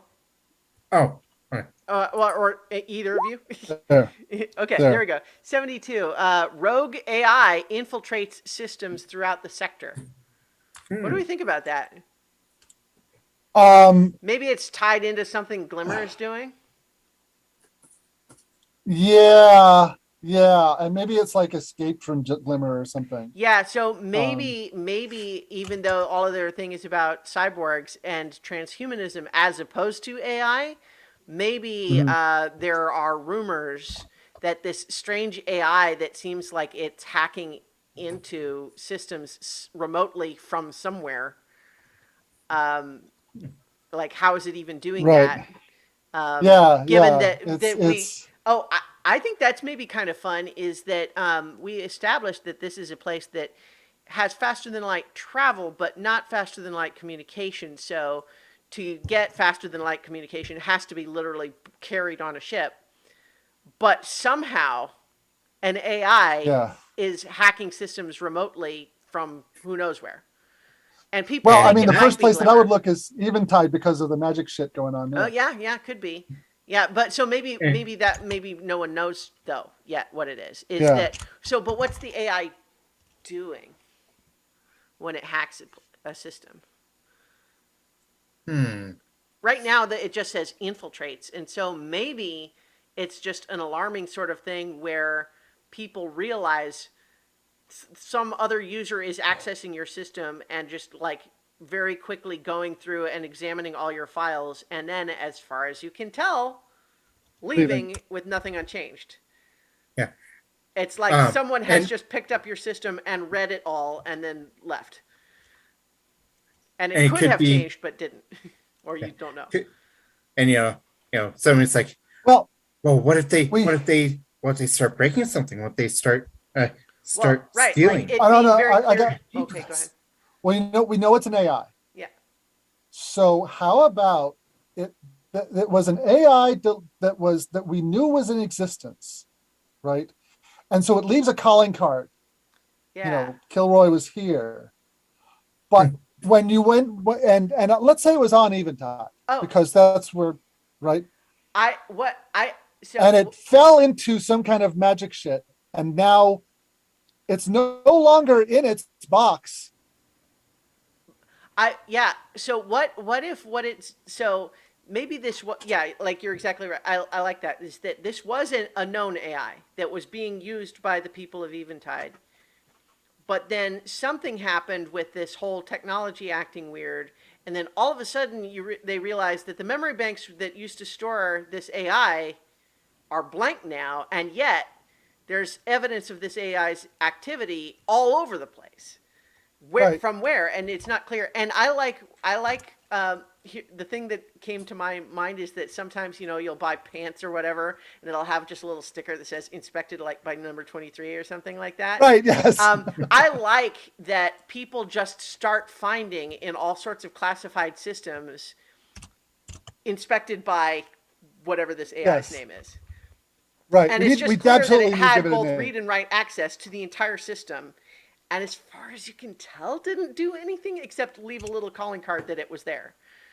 And you Yeah. don't, and they don't, no Or one maybe knows why or what it's trying to cryptic do. comments and things like that. Oh yeah. You know. What's this AI's name? Do we want to? Yeah. We We definitely can. need a name. Yeah. I We. How about a um call sign roll?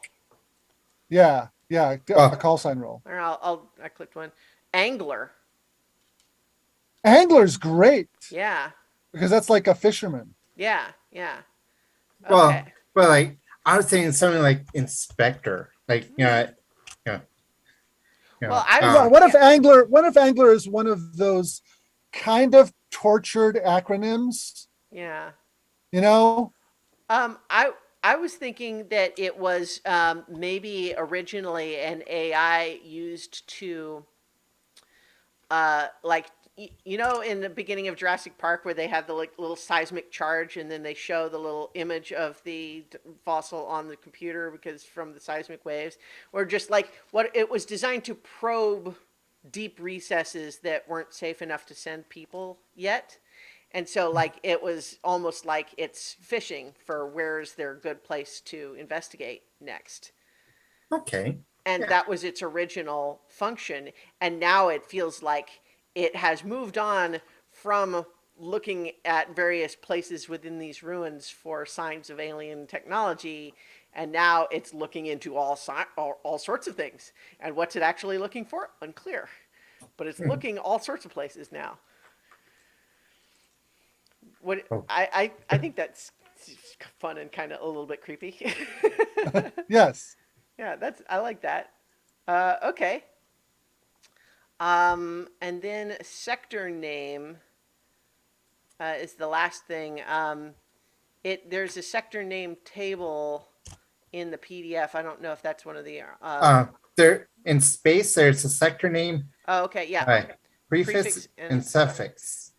interesting. Okay, yeah. Interesting. Okay. Yeah. So it. Oh, I see. In the table here, yeah. There's it. The table has two. So basically, yeah, it's two tables. So I just rolled for the AI name. So how about each of you roll prefix and suffix?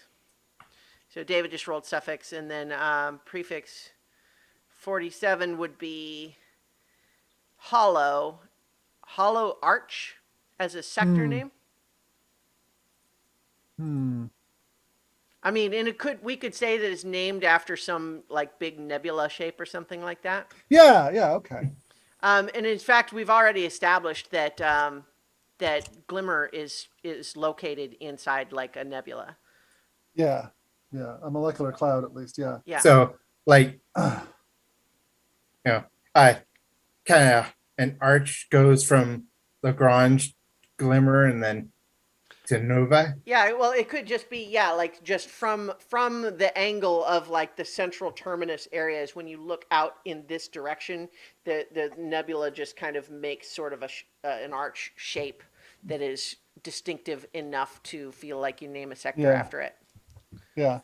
I like that. Or maybe there's like a half a planetary nebula. You know that a planetary nebula is one that's around a supernova remnant. Is we get a circular shell, right? Mm. But what if for some reason, some weird reason, there's one that's only half of it's there, Hmm. Yeah. and that's like and that's somewhere in here. I don't know. Yeah, no, I kind of like that. Just the idea that How did a what it supernova really go off? looks like is that somehow like there was a big plane that just made the whole thing explode into a hemisphere instead of a sphere. Yeah, But it's yeah, not clear like how could anything even be that big? yeah, Like what could possibly make something of that size and magnitude behave in that way? It's just one of those things where it's kind of like yes. It was just someone an either this is an incredibly unlikely natural fluke or someone had technology that we can't even conceive of. yeah. It's That's fun. Okay. still Okay, to beyond. I put the Hollow sector Arch. name and the sector trouble on the map, but I didn't get all the details of the of Angler. So Hollow Arch. Um, okay. Here. Angler was originally for probing ruins deep underground.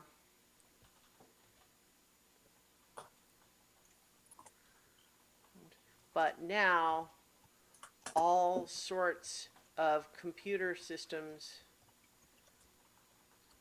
reveal evidence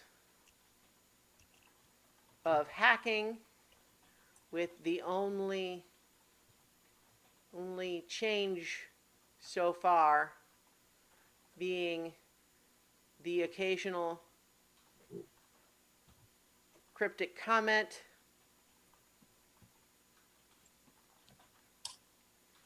comment and the consistent in, in probed by Angler or inspected by Angler, or what do you think? or no, well, just like um, you know, this sort would work better if you used an index sort Well, no, I was comment by thinking Angler, like that but that's that the comments could be there also, but what is like the signature, the call sign that's always there? just Angler and the Angler. name. Um, Or well, I mean, I was thinking just inspected by Angler is just kind of yeah, fits with my because okay, I kind of for me it seems a little bit creepier to have the implication of the note being it thinks it's helping somehow, or it's doing this not just for the hell of it. It's like it's for a yeah, purpose. Like it's right, keeping records of whatever it is that it's doing. okay. I kind of like that. Okay. Oop, trying to. Okay. Okay. So that seems great to me. Yeah, That is a lot of yeah, good stuff. And as the book says, prep is play. That was a yeah. lot of fun. Do we have an inciting incident? Well, so we could do Oh, the we're next waiting for thing, that. but that's my suggestion was, especially if we feel like we want to try playing this more next week, which I'm certainly up for, and if we maybe Yeah, have a couple more of our regular crew there with us, we can have them be like a secondary group that joins up with us as part of the inciting incident. sounds good. All right, Sounds great. good. Okay, so I think that's been fun. So we will leave it there for tonight. But thank you, everyone who joined us live in Twitch, or if you're watching this on YouTube or listening to the audio. Thank you. We appreciate it. Let us know if you enjoyed it, and we'll be back next week for more Starforged on so many levels. So many Yeah. levels.